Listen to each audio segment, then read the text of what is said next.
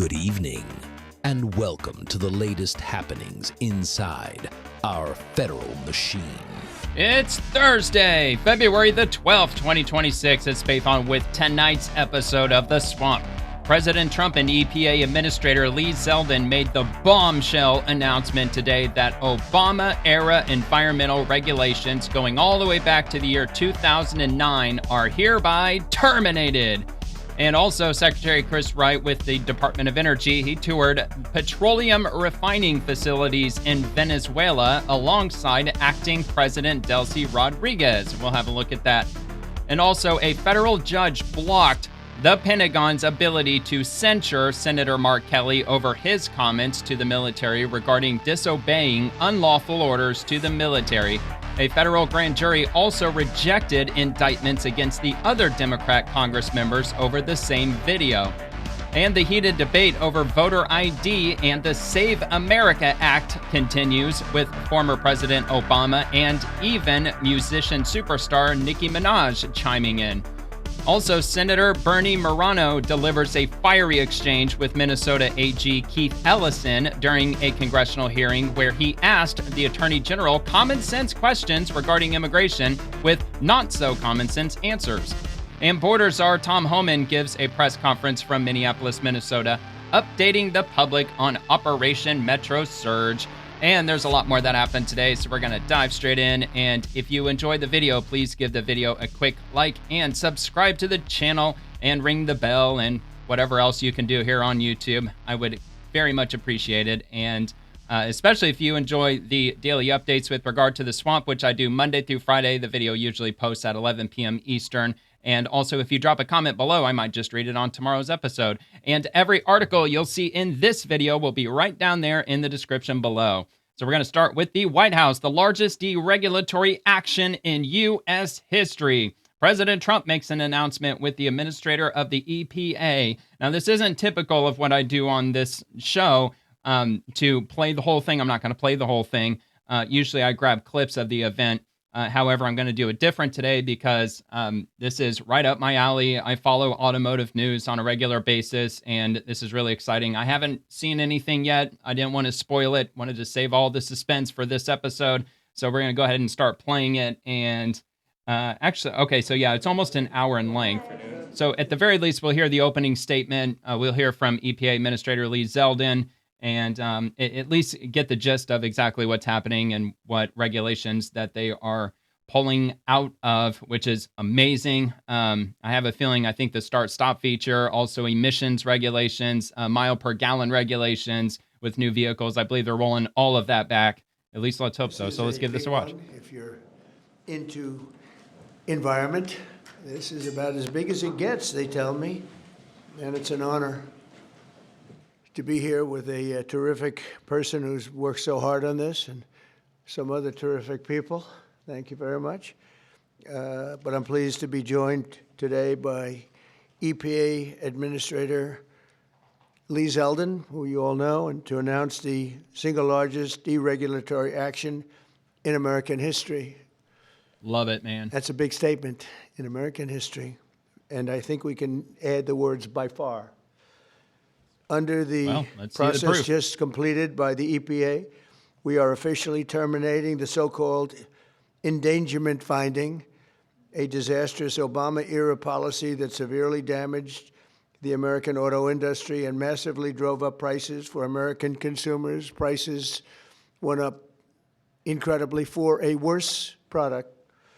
This action will... Yeah, I think nobody out there would argue that brand new vehicles are way worse quality than they were, hell, not even 10 years ago, like 5 or 6 years ago. Quality in vehicles were much better than they are today. They are a monstrosity today, littered with recalls, constantly going out, and nobody is exempt from it. Nobody's safe from it. Even Toyota, BMW, Mercedes, Audi, they're all getting tons of recalls. It seems like it's almost at a daily basis at this point. So, and not to mention, like President Trump said, with the cost of vehicles, I think we're up to what, like $51,000 on average for the average new vehicle, about $760 a month average car payment today. And the used cars, they're not exempt either. The average used car payment today is $550. So yeah, needless to say, automotive New vehicles, they have absolutely skyrocketed, and I'm absolutely believe him when he says that the Obama regulations were a lot to blame for it. Eliminated over $1.3 trillion of regulatory costs and helped bring car prices tumbling down dramatically. God willing, man. You're going to get a better car. You're going to get a car that starts easier, a car that works better. Hopefully they yank all that emissions bullshit out of them, too.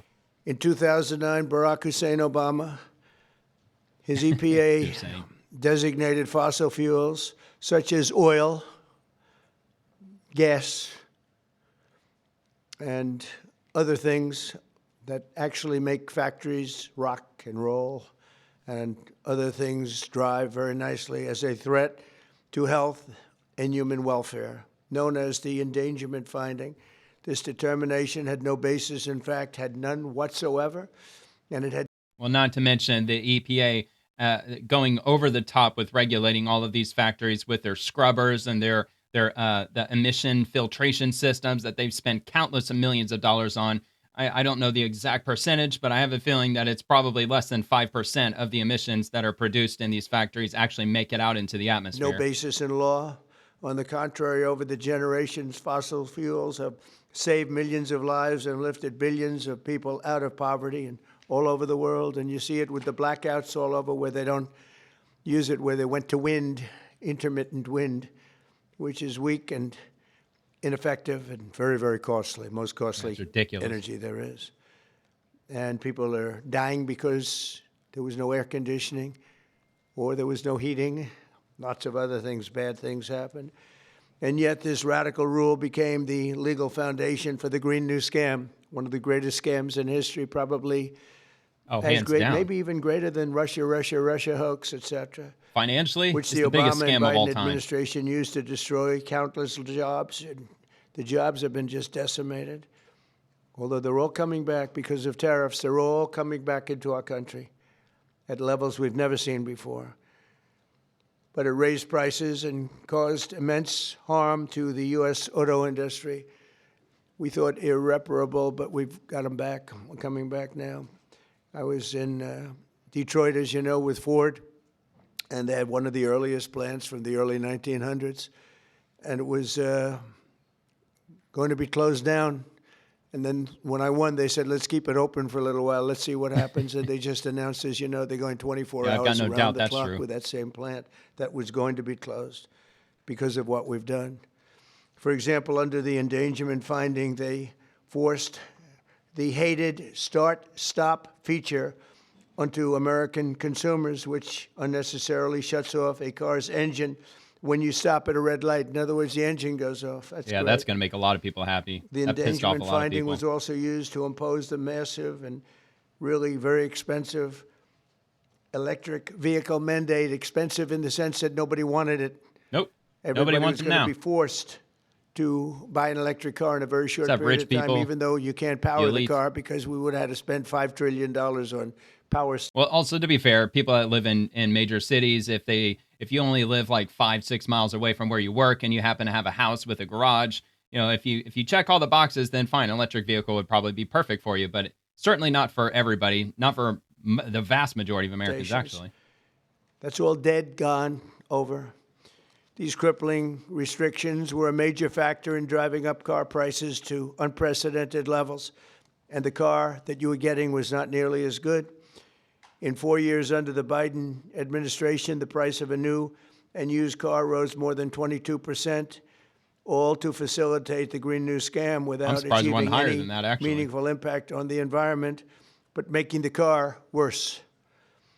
That is why, effective immediately, we are repealing the ridiculous endangerment finding and terminating all additional green emission standards imposed unnecessarily on vehicle models and engines between 2012 and 2027 and beyond.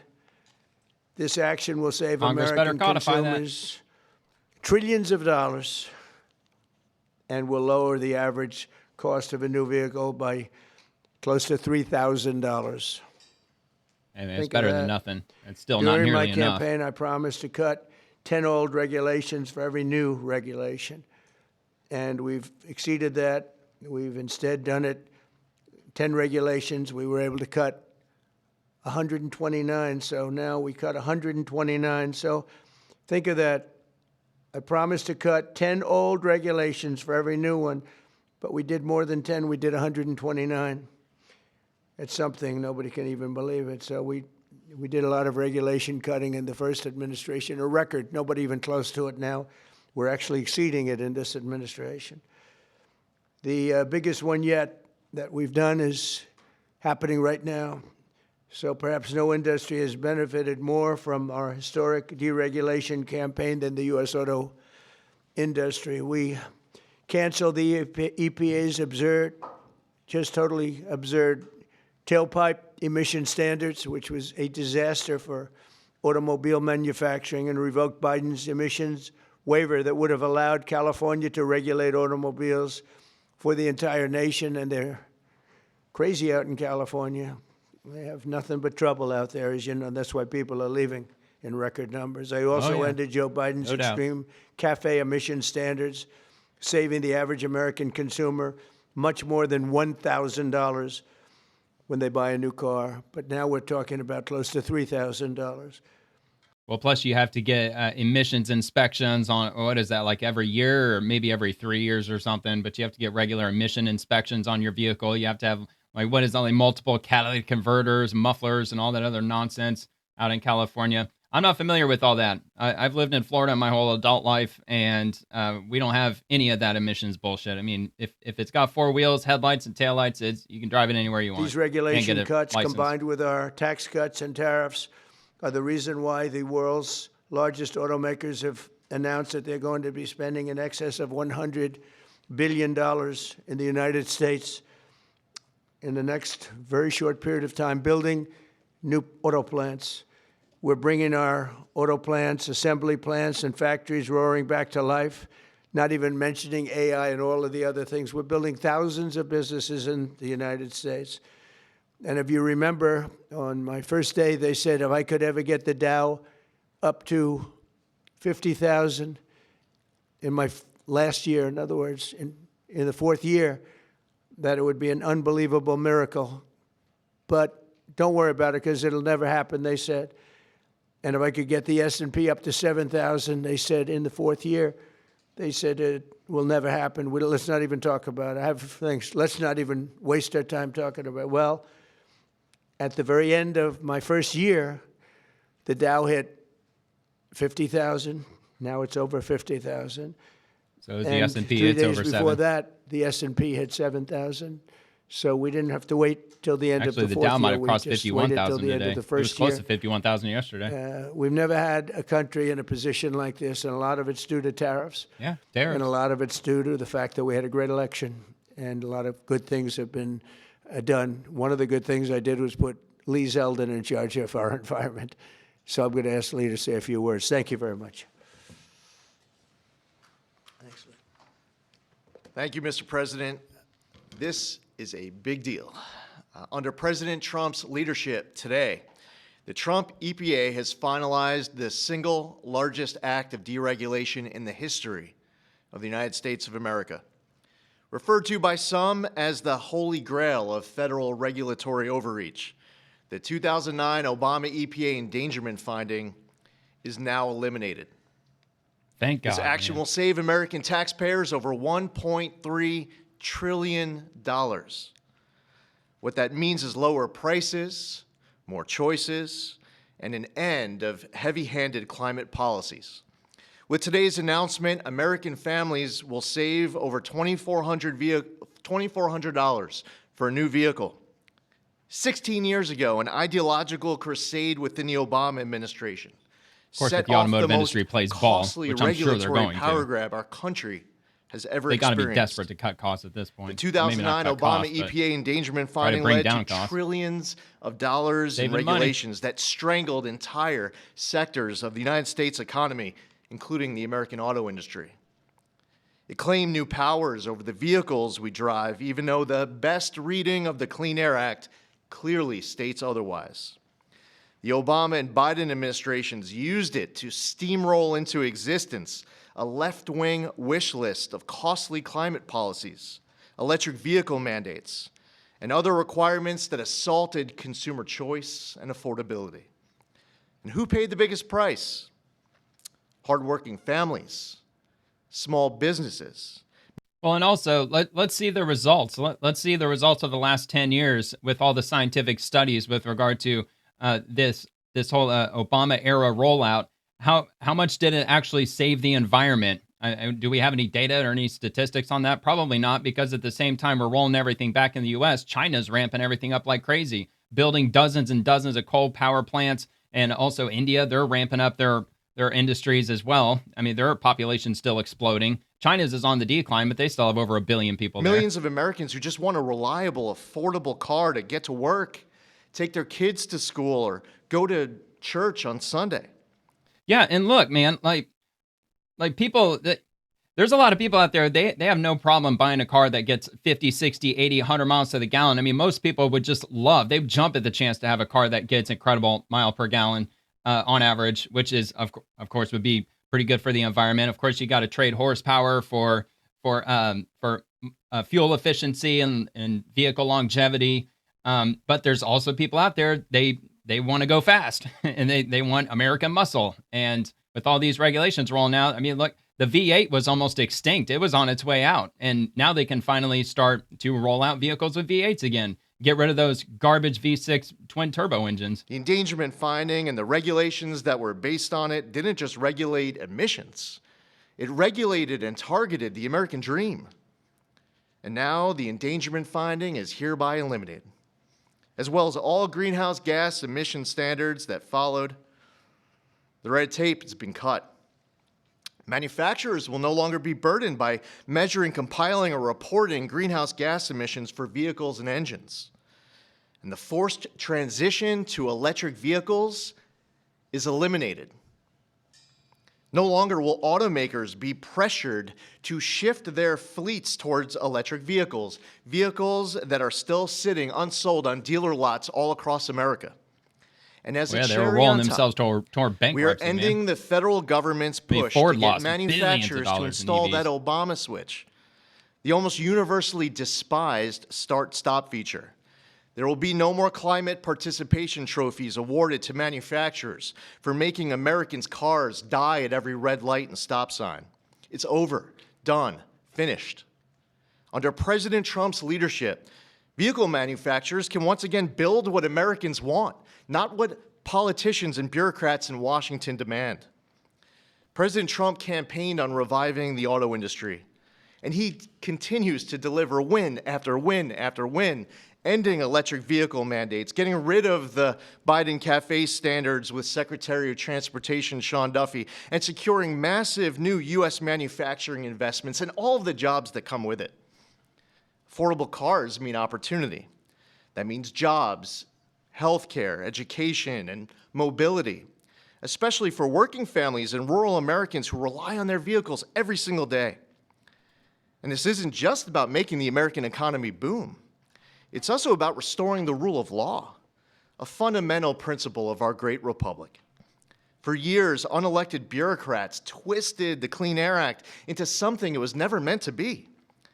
The Obama administration twisted itself into some kind of mental pretzel to invoke authority it didn't have and to sidestep Congress. They claimed that 6 greenhouse gas emissions from vehicles, some of which aren't even emitted from vehicles and trucks, contribute some amount above zero to global climate change, what they said endangered public health. But their wild web of mental leaps isn't prescribed in federal statute. The Obama EPA's House of Cards upended the best reading of the Clean Air Act, as well as 50 years of EPA precedent on what constitutes regulable air pollution. In the 16 years that intervened, the Supreme Court has established clear precedent in Loper Bright Enterprises and West Virginia versus EPA. And in light of these Supreme Court decisions and other developments, upon his swearing in last year, President Trump immediately tasked on day one, submitting requirements, recommendations, research on the legality and continued applicability of the 2009 endangerment finding.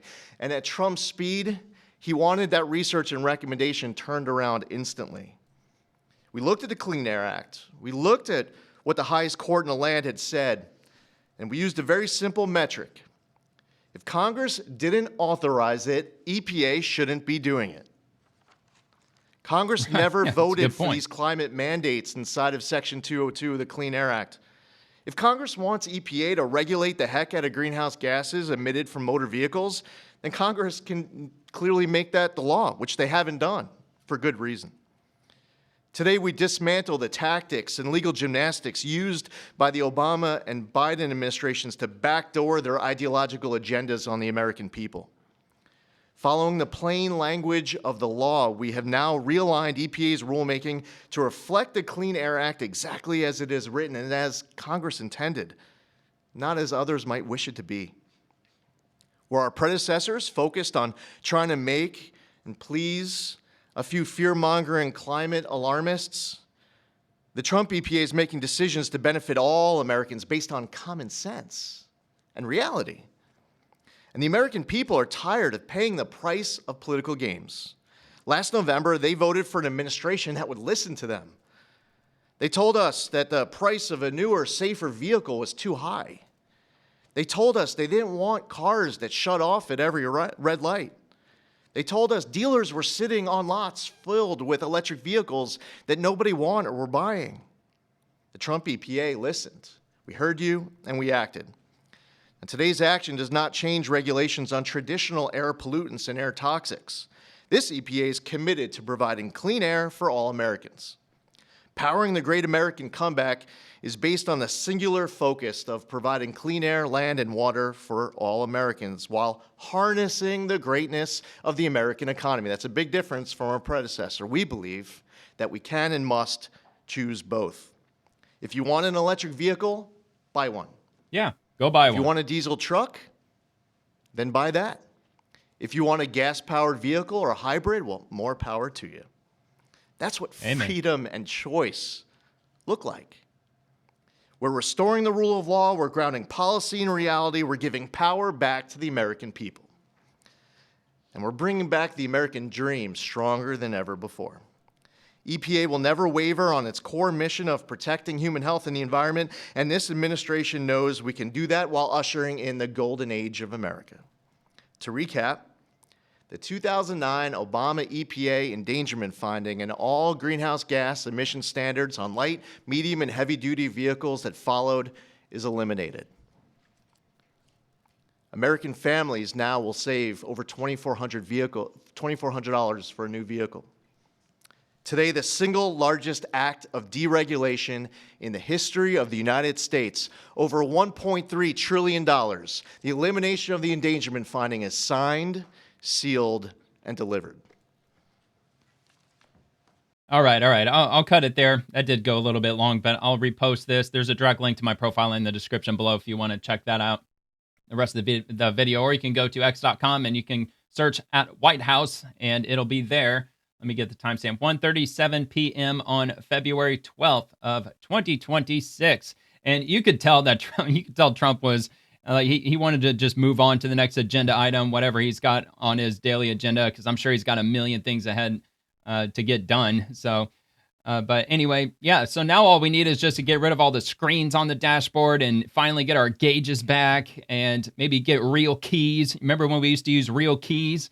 And also have optional features like lane assist. Make that optional, not a requirement. Like maybe even the rear camera that was made into a requirement back in 2018. Also, maybe have the option to buy a car without all the electronic gadgets, so we can just finally get to the point where we can get a cheap car once again. Maybe even crank windows one day. That'd be nice. And my dream come true would be to normalize manual transmissions again, but that probably won't happen because America's too lazy for all that. But anyway, this is good news, and I'm sure the auto industry, they're going to respond with better new vehicles in the near future. At least we can only hope so. I don't know why they wouldn't, now that they don't have all these regulations in front of them.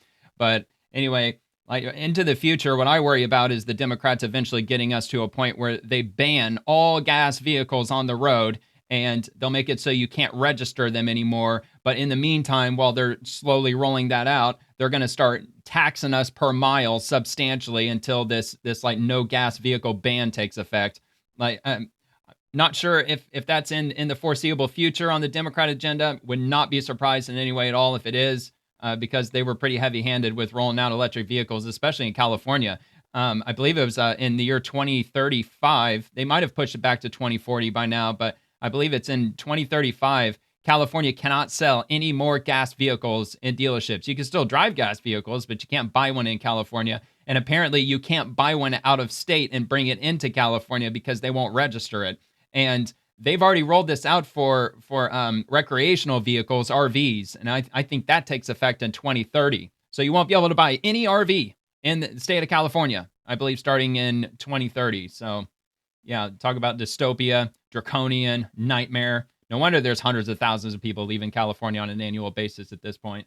All right, so we got this from Senator John Barrasso. The endangerment finding was based on political expediency, not scientific standards. The Biden and Obama administrations routinely abused this finding as an excuse to roll out red tape that destroyed jobs across America. I applaud the Trump administration for reversing this harmful action and restoring common sense at the EPA. And he is responding to Lee Zeldin. In the single largest deregulatory action in U.S. history, President Trump and I are now announcing the repeal of the 2009 Obama EPA endangerment finding, all vehicle greenhouse gas emission standards that followed, and all off-cycle credits that include the much-despised start-stop feature in vehicles. This action will save over $1.3 trillion in costs for Americans. Now, I haven't looked into this for myself. With this start-stop feature, with your car having to start, essentially like your starter has to operate every single time that you, I assume, let off the brake pedal. How often do you have to change the starter? Because for the longest time, the starter was supposed to last for the entirety of the vehicle. So I'm not sure if they've advanced them to the point where starters are just impossible to kill these days. But starters have always been a fairly strong part to have on a car. I mean, my vehicle, it was made in June of 1998. That's when it was manufactured. It's my daily driver. It still has the factory starter in it, but it doesn't have a start-stop feature, so the starter's not running, dozens of times a day.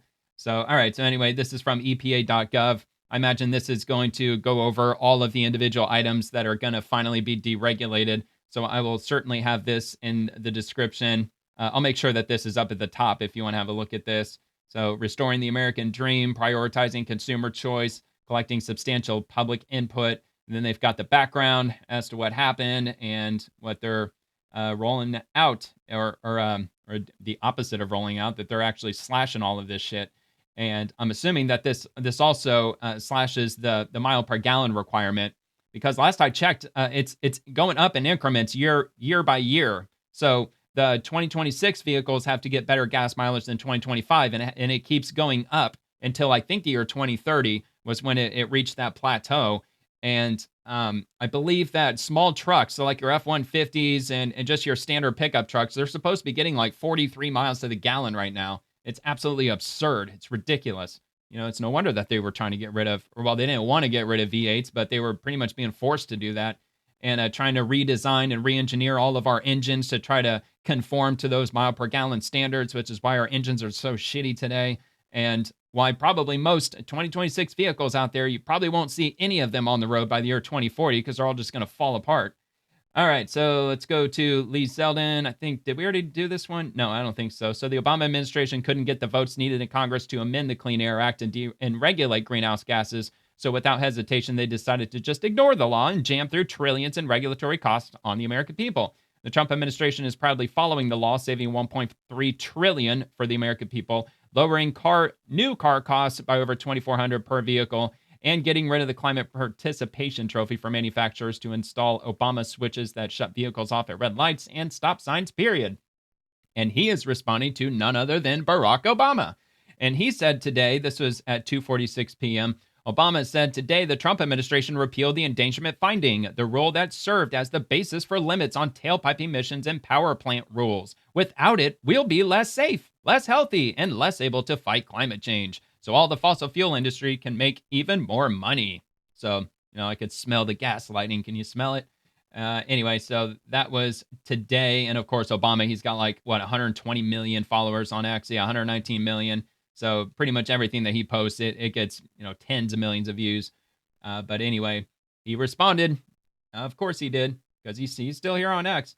And we've got this from Anne-Marie. Okay, so hold on. I think so we're moving on. We're moving on to Venezuela, starting with Anne-Marie Horton. And she says, another surreal moment. Secretary Chris Wright and Acting President Delcy Rodriguez, they toured a Chevron PDVSA joint upstream facility today. So let's have a look. How many years? Well, this was just 23, coming up from end of 23, 24, 25. Okay. So we are very proud. Very proud of it. Commitment is not only in producing environmental, cost of safety, and so now if you turn around, you see we have 2 new tanks coming here. We have a brand new pumping station that's still going to have. Okay, well, that's it. I really didn't come across a whole lot of material with regard to this meeting. I do have a brief article on this event that happened today in Venezuela. I mean, she seems nice. I mean, she doesn't look evil. So, I mean, hopefully she's not.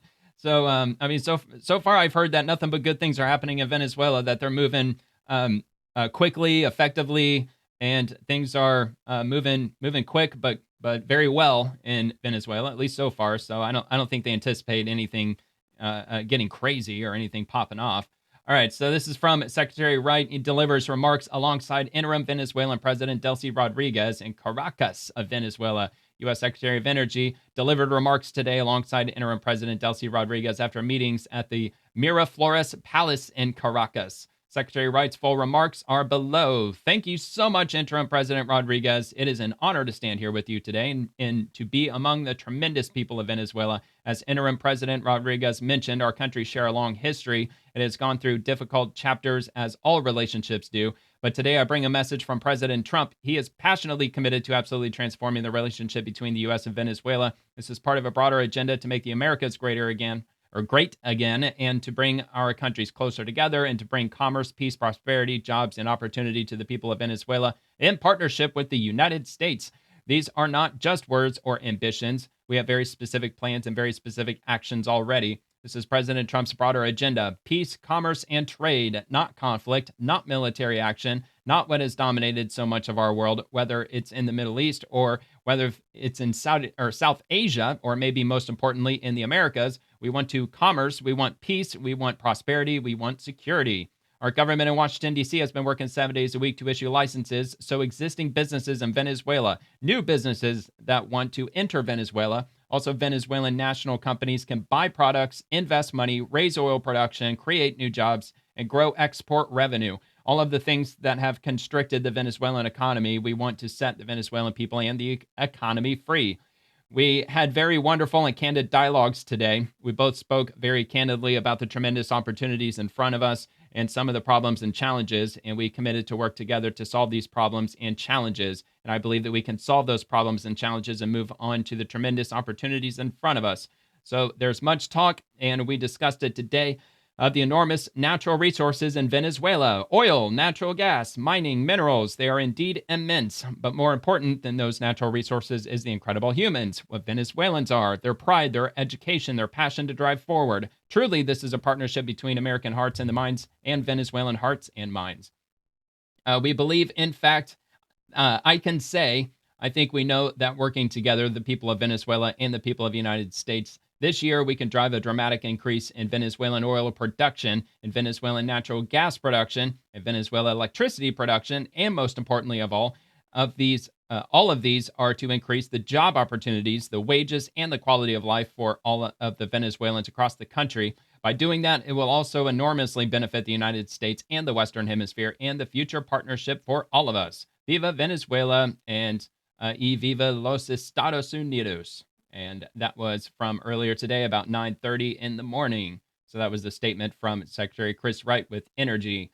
And we have this from President Trump's Truth Social. Relations between Venezuela and the United States have been, to put it mildly, extraordinary. We are dealing very well with President Delcy Rodriguez and her representatives. Oil is starting to flow, and large amounts of money, unseen for many years, will soon be greatly helping the people of Venezuela. Marco Rubio and all of our representatives are doing a fantastic job, but we speak only for ourselves and don't want there to be any confusion or misrepresentation. There's a story about a man named Harry Sargent III in the Wall Street Journal. He has no authority. in any way, shape, or form to act on behalf of the United States of America, nor does anyone else that is not approved by the State Department. Without this approval, no one is authorized to represent our country. Thank you for your attention to this matter, President Donald J. Trump.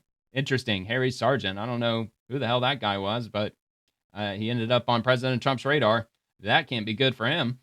All right, let's move on to the next thing. SCOTUS wire. A federal judge has blocked the Pentagon from enforcing its censure of Senator Mark Kelly and pursuing a retirement rank reduction, ruling he is likely to succeed on his First Amendment retaliation claim over comments criticizing military policy.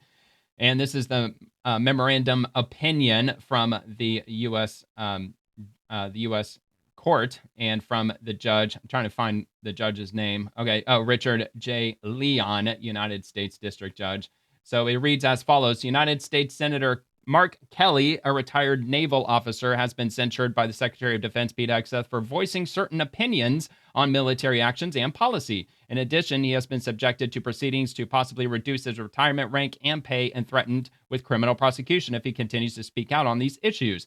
Secretary Hegseth relies on the well-established doctrine that military service members enjoy less vigorous First Amendment protections given the fundamental obligation for obedience and discipline in the armed forces. Unfortunately for Secretary Hegseth, no court has ever extended those principles to retired service members, much less a retired service member serving in Congress and exercising oversight responsibility over the military. This court will not be the first to do so. So apparently, it's a two-tier justice system if you're a member of Congress.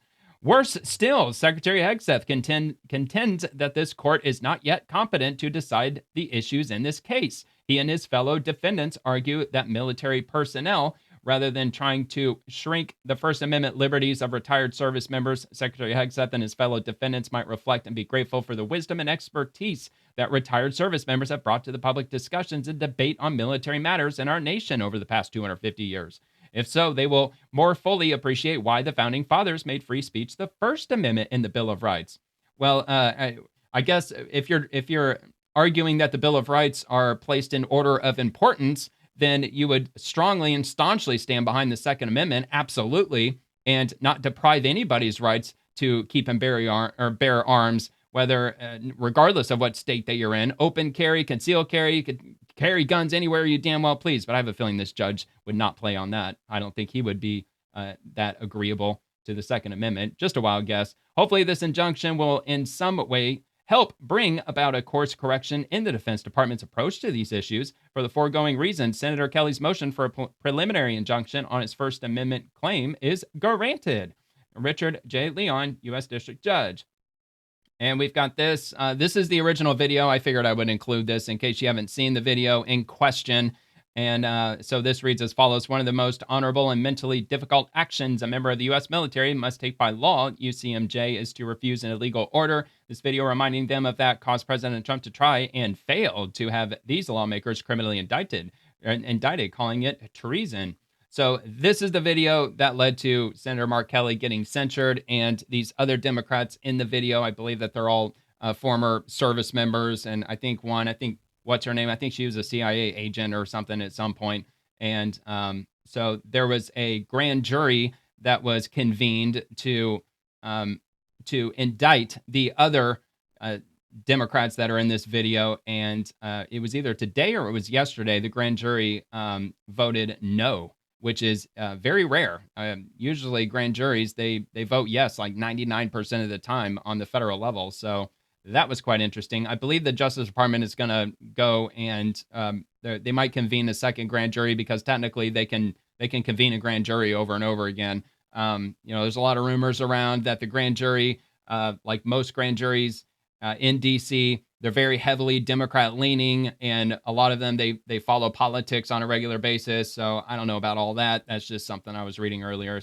But anyway, let's take a look at the video. I'm Senator Alyssa Slotkin. Senator Mark Kelly. Representative Chris Deluzio. Congresswoman Maggie Goodlander. Representative Chrissy Houlihan. Congressman Jason Crow. I was a captain in the United States Navy. Former CIA officer. Former Navy. Former paratrooper and Army Ranger. Former intelligence officer. Former Air Force. We want to speak directly to members of the military and the intelligence community who take risks each day to keep Americans safe.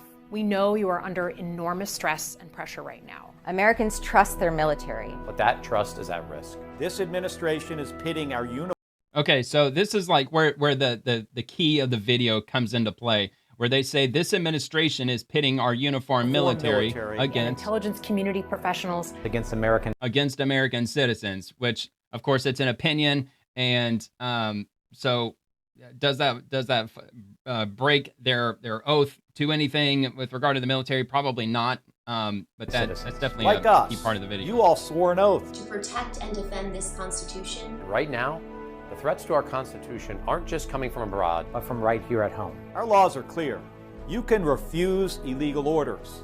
You can refuse illegal orders. You must refuse illegal orders. No one has to carry out orders that violate the law or our Constitution. We know this is hard and that it's a difficult time to be a public servant. But whether you're serving in the CIA, the Army, our Navy, the Air Force, your vigilance is critical. And know that we have your back. Because now, more than ever, the American people need you. We need you to stand up for our laws, our Constitution, and who we are as Americans. Don't give up. Don't give up. Don't give up. Don't give up the ship. All right, so that's the video in question. Does that cross over, or does that fall under the First Amendment? I think in my honest opinion, I don't think that they broke any laws. Like I know that's really going to piss off a lot of conservatives, but watching it word for word, they were very careful with how they worded everything. And we all clearly know what they're doing. They're saying that the Trump administration's rogue. Trump is evil. He must be stopped. And the military has to disobey all of his commands because he's an illegitimate president. However, they didn't word any of that specifically. They didn't mention that he's got felonies and they didn't get into the weeds with any of that. So that's just my own honest opinion. I know I'd probably get pushback for that. However, that's just where I stand on it. I mean, it was filthy, dirty, greasy what they did by putting out this video. It got some attention. It didn't really go as viral as people think that it did. I mean, it probably got a couple of million views, perhaps. So it went probably semi-viral by today's standards. However, with the amount of pushback that Republicans gave them for that video, it obviously caused it to go way more viral than if they were to just kind of brush it off and like, oh, these people are just idiots, typical Trump derangement syndrome. They just left it at that. Then I think hardly anybody probably would have seen it. But anyway, so we've got this from Senator Mark Kelly because he responded to the ruling today. Today, a federal court made clear Pete Hegseth violated the Constitution when he tried to punish me for something I said. This is a critical moment to show this administration they can't keep undermining Americans' rights.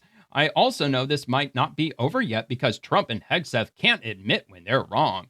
And he even has a video, so we'll get this. Today, a federal court made clear that Pete Hegseth violated the Constitution when he tried to punish me for something I said. But this case was never just about me. This administration was sending a message to millions of retired veterans that they too can be censured or demoted just for speaking out. Speaking out about what? I couldn't let this stand. Now, this is a critical moment to show this administration that they can't keep undermining the freedoms that generations of Americans like me went to war to defend. The First Amendment, it's a foundation of our democracy. So is the Second Amendment. We demand better of presidents like Donald Trump, whether they're jacking up the cost of groceries with tariffs or sending mass. Biden. By the way, 85% of all of our food in America is grown right here in America. They're not subjected to any tariffs. Immigration agents to intimidate American communities. But Donald Trump and his administration, TDS. They don't like accountability. They don't like it when journalists That's pretty rich coming from a Democrat. Of their policies. They don't believe in accountability. How do you like that? Veterans question them. And they don't like it when millions of everyday Americans peacefully protest. Yeah, except here's the thing. They're not peacefully protesting. On our rights and They're trying causing to make lots of obstruction. Examples out of anybody they can. Now, that's not how we do things in the United States of America. I didn't ask for this fight, but I've been defending the Constitution. Yeah, you kind of did by putting out that video, dude. You know exactly what the fuck you were doing by putting out that video, you bonehead. In the United States Navy. And after decades of public service, I can't think of anything more important that I can do for my country than defending the free speech rights of millions of retired veterans and millions of Americans. I appreciate the judge's careful consideration. Is he going to double down with another video? You think they're going to do a 2.0? But See how close they can inch toward the edge? This might not be over yet because this president and this they're appealing. Administration do not know how to admit when they're wrong. They don't know how to stop. But one thing is for sure. Yeah, because Democrats totally know how to stop. However hard the Trump administration they know their limits, right? To punish me, no, they're progressives now. Others, I'm going to fight 10 times harder because this 10 times. This fight. Why not 100 times? Too important. Why not 1,000,000 times harder? Don't give up the fight. All right. Anyway. All right. So I don't know. I don't know if they're going to win on appeal or not, because like I said, it's just, it's a very carefully worded message, even though we all clearly know what their intentions were with that video. As Democrats, they always have pretty clear intentions with everything. They're just, really weaselly with their words. All right. So this comes from Pete Hegseth. He also replied, and he says this will be immediately appealed. Sedition is sedition, quote unquote, Captain. And we've got this from the New York Post that he tagged in. The Pentagon can't dock Senator Mark Kelly's rank or pay over illegal orders. Video federal judge rules. So I don't know what that means by video. Oh, over the video. Okay. I was like, wait a minute. They don't have a video of the ruling. Okay, so a federal judge blocked the Pentagon Thursday from docking Senator Mark Kelly's rank and reducing his pay as part of a move by War Secretary Pete Hegseth to censure the Arizona Democrat. D.C. Senior U.S. District Judge Richard J. Leon ordered the Department of War to refrain from implementing, enforcing, or otherwise giving effect to Hegseth's January 5th censure letter or taking any other action in reliance on the findings, determinations, or threats of additional criminal or administrative action contained in it. Kelly sued Hegseth last month over the letter that cut his pay as a retired Navy captain, blasting the Pentagon chief for pursuing an unconstitutional and legally baseless proceeding against him. The Arizona senator is one of 6 congressional Democrats who urged U.S. service members in a widely viewed video to refuse illegal orders this past November. Pete Hegseth is coming after what I earned through my 25 years of military service in violation of my rights as an American and a retired veteran, Kelly said. Okay, so these are just more quotes from Kelly. So anyway, we got the gist of it. So I'll link this if you want to check that out. And let's see what else I have on this. I think I got maybe one more thing on this. Let's see. The Associated Press, judge temporarily blocks the Pentagon from punishing Senator Mark Kelly for calling on U.S. troops to resist unlawful orders. And all right, I'll open it. Probably won't go through it because I think we already learned everything that we can learn from this. But either way, it'll be linked.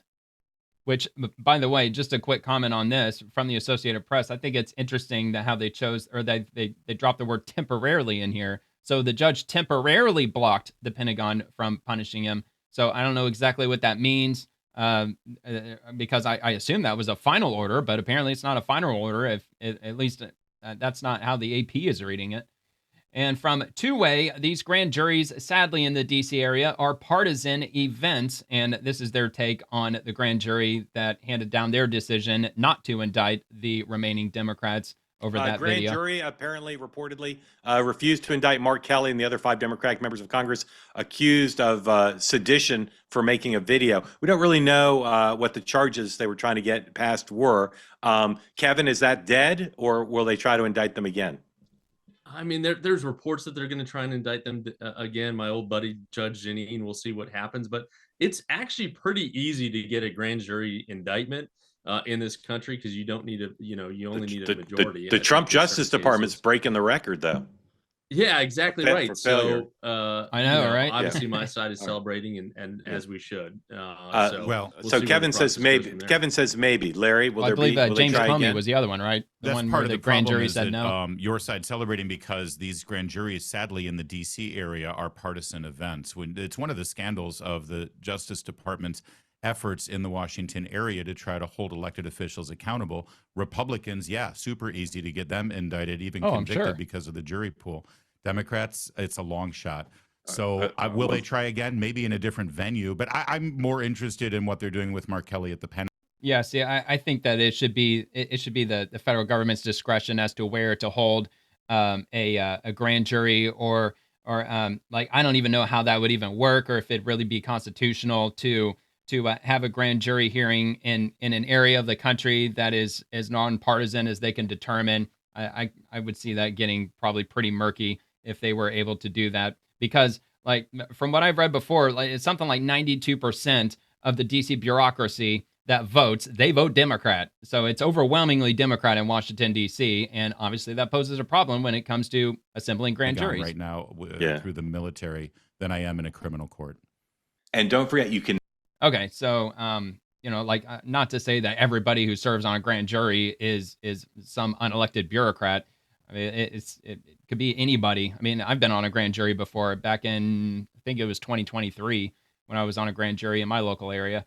All right, so let's move on from President Trump. This is in regard to AG Pam Bondi's hearing yesterday. And President Trump, he wanted to give his 2 cents on the matter. He says that Attorney General Pam Bondi, under intense fire from the Trump deranged radical left lunatics, was fantastic at yesterday's hearing on the never-ending saga of Jeffrey Epstein, where the one thing that has been proven conclusively, much to their chagrin, was that President Donald J. Trump has been 100% exonerated of their ridiculous Russia type charges. Actually, it is the slimeball Democrats, many of them big donors and politicians, that have been proven guilty. Republican loser, sanctimonious rhino Congressman Thomas Massie made a total fool of himself yesterday, fighting aimlessly against a hopeless agenda of hate and stupidity, as most clearly stated by his crashing job approval numbers in the great Commonwealth of Kentucky, where a military hero opponent, Ed Gallerine, is crushing him in the polls. He is now in wacky Liz Cheney territory. Nobody cared about Epstein when he was alive. They only cared about him when they thought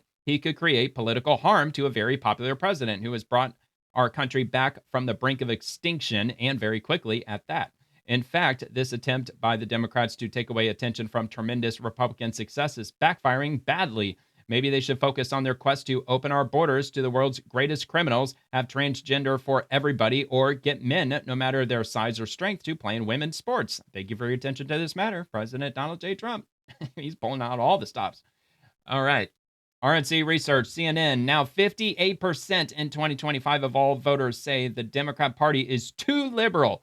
The far left is gaining power, and there could be some electoral repercussions. Democrats are too radical for Americans. So we're talking about the Democratic base, right? But what about all Americans, right? How about all voters? Voters who say the Democrats are now too liberal? Look at this percentage. It was 42% in 96, 48% in 2013, now 58% in 2025 of all voters say that the Democratic Party is too liberal. The Democrats are moving to the left, the far left is gaining power, and there could be some electoral repercussions because what we see right now is voters, the clear majority, say that they are too liberal. Yeah, and I don't know if they were only polling registered voters or if it was just everyday people. Not sure about all that. It just makes you wonder, I mean, what are the midterms going to look like? I guess we're just going to have to wait and see. House Republicans, Democrats call securing our elections a federal takeover. That's rich. As Rep. Loudermilk points out, when Democrats were in power, they passed Nancy Pelosi's 600-page bill to force a federal takeover and allow candidates to use millions in public funds for their own campaigns and personal expenses. House Republicans are doing the opposite. This week, we will pass the Save America Act to ensure only citizens vote in American elections. And I think it's rich that the other side of the dais up here is talking about a federal takeover of elections. When I sat in this committee just a few years ago with a bill called H.R. 1 that Speaker Nancy Pelosi pushed forward, it was a 600-page bill that was a total federal unconstitutional takeover of elections. It included provisions that were not just challenging to impose on the states, but impossible to impose on the states. So when we're discussing a way of making our election systems with more integrity, I find it disingenuous to hear that this is a federal takeover by those that have authored one of the greatest and most exclusive federal takeover election bills ever. And from the looks of folks at the table and in the audience, I think you all remember H.R. 1 and what it also included the federal government helping pay for campaigns. So it was quite an interesting time that we were here, and I just find it's even that much more interesting now that the folks who authored the greatest federal takeover of elections are complaining about wanting somebody to prove their citizenship before they vote. Yeah, I mean, I don't think that's too much to ask. And also, we don't want blanket ballots being distributed all over the place, even when people didn't ask for their ballots to be mailed, especially when people who rent, they move from place to place, and we don't want this the same person receiving ballots at all of their previous past addresses, which apparently is another ongoing issue happening in many blue states. All right, Caroline Levitt, CNN, the bottom line is this: voter ID is not controversial in this country. So why are Democrats in Congress voting against requiring photo ID to vote in any federal elections? This is also on CNN. What's the racial breakdown on this, right? Because I think a lot of people make the argument that people of color, non-white Americans, have a harder time procuring a photo ID to vote. But even here, take a look here. Favor photo ID to vote. 85% of white people favor it. 82% of Latino. 76% of black Americans favor it. In other words, the vast majority. So the majority. bottom line is this. Voter ID is not controversial in this country. A photo ID to vote is not controversial in this country. It is not controversial by party, and it is not controversial by race. The vast majority of Americans agree with Nicki Minaj that, in fact, you should have a photo ID to be able to vote. Yep, and we'll get to Nicki Minaj here in a minute. And we've got this in the meantime, from Congresswoman Mary Gay Scanlon, a Democrat. 75% of Pennsylvanians don't have a real ID. You really believe that? And 50% don't have a passport. I mean, I could believe that. I don't have a passport. If the Save America Act passes, they wouldn't be able to vote this November. Any member of Congress from Pennsylvania who votes yes is voting against the interests of their constituents. I mean, talk about someone who looks crazy. Yeah, if that's actually true, look, hold on. I think I actually asked Grok, and let me see. I thought I did. Maybe I didn't. Okay. I thought I did. I looked up the statistic. Here, let me actually just do that real quick. All right, well, here we go. Do the majority of Pennsylvanians have a valid ID? Yes, the vast majority of Pennsylvanians hold a valid form of identification, with over 94% of passengers already using real ID. I don't even know what real ID is, but apparently that's something in Pennsylvania. Or other acceptable identification for travel, matching national averages as of early 2026. While many residents have standard licenses, over 2.6 million have specifically obtained a real ID compliant card. No idea what real ID is. A real ID status, while compliance is high for general ID, as of April 2025, significant portion of the population had not yet upgraded to a real ID, despite the upcoming May 7th, 2025 enforcement deadline. I don't even know what a real ID is. Okay, so a real ID is a state-issued driver's license or photo ID card that meets specific federal security standards established by the Real ID Act of 2005. So over 20 years ago. So what? Apparently most people in Pennsylvania don't have a certain form of ID from 20 years ago. Starting May 7th, 2025, you will need a real ID or other federally accepted form of ID, like a passport, for the following: air travel, federal facilities. Anyway, let's see. Do you need one? Obtaining a real ID is optional. You do not need a real ID to drive or vote, access hospitals or healthcare. So this is totally irrelevant with regard to what her statement was that 75% of Pennsylvanians don't have a real ID. So it doesn't even matter at all, at least according to Google AI. You don't have to have a real ID to drive or vote. But anyway, so does this apply to all states? Yes, the real ID requirement is a federal mandate that applies to all 50 states. So how do I know if I have a real ID? To determine if you have one, you can simply look at the top right corner of your physical card for specific visual indicators. Look for the gold star. And I actually know that I have a gold star in the top corner of my ID. I think I've had one for as long as I can remember. So the state of Florida, we've had the gold star on the top corner of our driver's license for, hell, it's had to have been at least like 15 years, maybe 20 years, probably going all the way back to 2005. So anyway, that's the whole real ID. Yeah, like 94% of people in Pennsylvania do have a valid form of ID that they can use to vote with. So she's completely full of shit, but we'll listen to her anyway. This bill would restrict the forms of ID that you're allowed to use to register and vote in Pennsylvania. One form is real ID, okay? 3/4 of Pennsylvanians do not have real ID. It is one of the slowest uptake states in the country. Less than half of Pennsylvanians have a passport, so we already have a massive number of voters in Pennsylvania. Well, guess what? By May, they're required by law to have one in the state of Pennsylvania because they have a deadline that, according to Google, said that it's going to be enforceable if they don't have it by May. So regardless, this isn't going to affect them because by law, they're going to have it by May anyway. And that's a federal law going back over 20 years. So I don't really see her argument having any validity at all. Who would not be able to vote. this year in this election as a result. And any Pennsylvania representative who would vote for this bill is absolutely not representing their constituents. Okay, either she's brain dead or she's extremely disingenuous or she's just simply gaslighting or all the above. I think she's actually all the above. The White House, Barb's find your senators, and they have whitehouse.gov/Save America, and this is from Nicki Minaj. Dear Barb's, call your senators, then tweet #SaveAct to let me know you did it. Here's a little video as a bribe to get you to do it. If you all do it, I'll let you choose between a new look and Spaces. The choice is yours. I don't know what the whole new look and Spaces is all about. I don't know if she's talking about the X Spaces feature. It's a feature. It's a tool that's on the X platform where people can. It's essentially like a gathering, like voice only. It's not video. It's just voice only, where you can host a space and as many people as you want can come into your space, and you can allow them to speak or not speak or listen only. I don't know if maybe that's what she was talking about. But anyway, here's the video that she shared.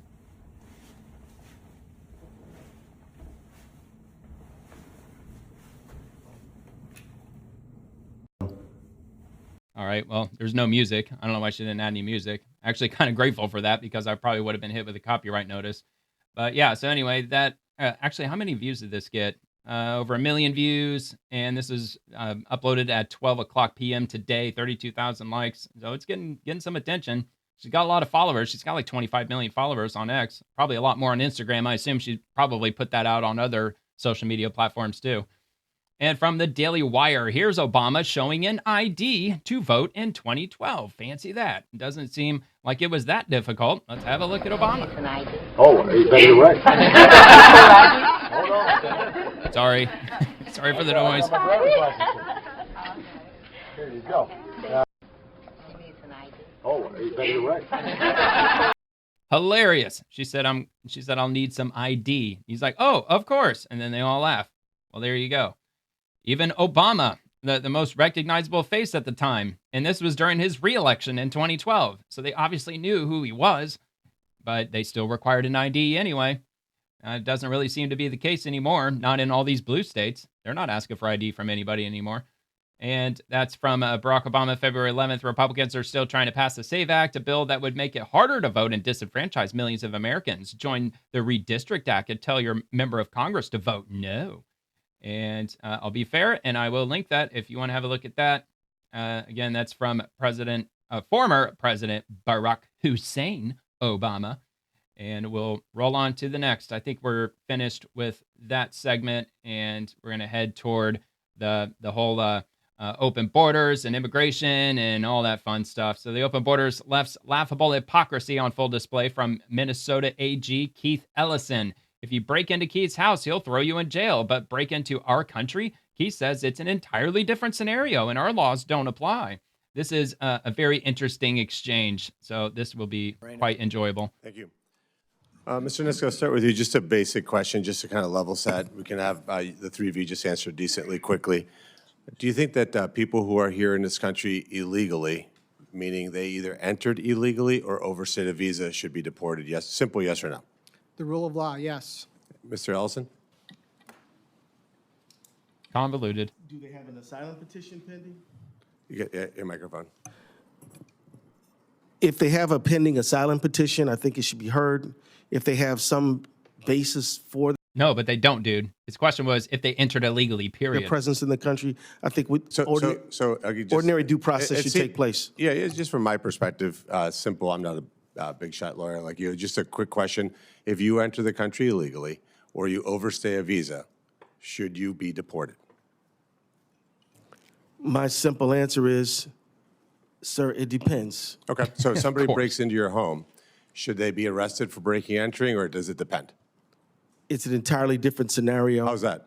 Because immigration is essentially a civil, and breaking into my home is a criminal matter. Oh, okay, gotcha. So if there's laws that should be enforced, so we shouldn't enforce civil violations? We absolutely should enforce them. So, But you just said that it's a civil matter, so it's different. So if somebody you enforce creates civil matters. So if somebody commits a civil infraction, it shouldn't be enforced? It should be. Okay, so they should be deported. No, they should have due process that is associated with their petition. So, again, for example, so the act of entering the country illegally, you think we should say, well, did you really do it or not do it? It's pretty obvious that they did, right? well, I mean, it would depend on the facts of the situation, and then they might say, I just gave you the facts. it doesn't. They entered the country without permission. But Senator, what if they had a good faith basis to say they would be persecuted in their home country? We've already got federal laws on the books for that. They have to go to the nearest country that they won't be persecuted. Most of these people did not come from Mexico. They came from countries south of Mexico. So they would have to apply for asylum in Mexico. And subjected to real oppression there. Under international law, there are provisions for them to make a case. That's a phenomenal point. Mexico and Canada, do you consider those to be safe countries or no? There we go.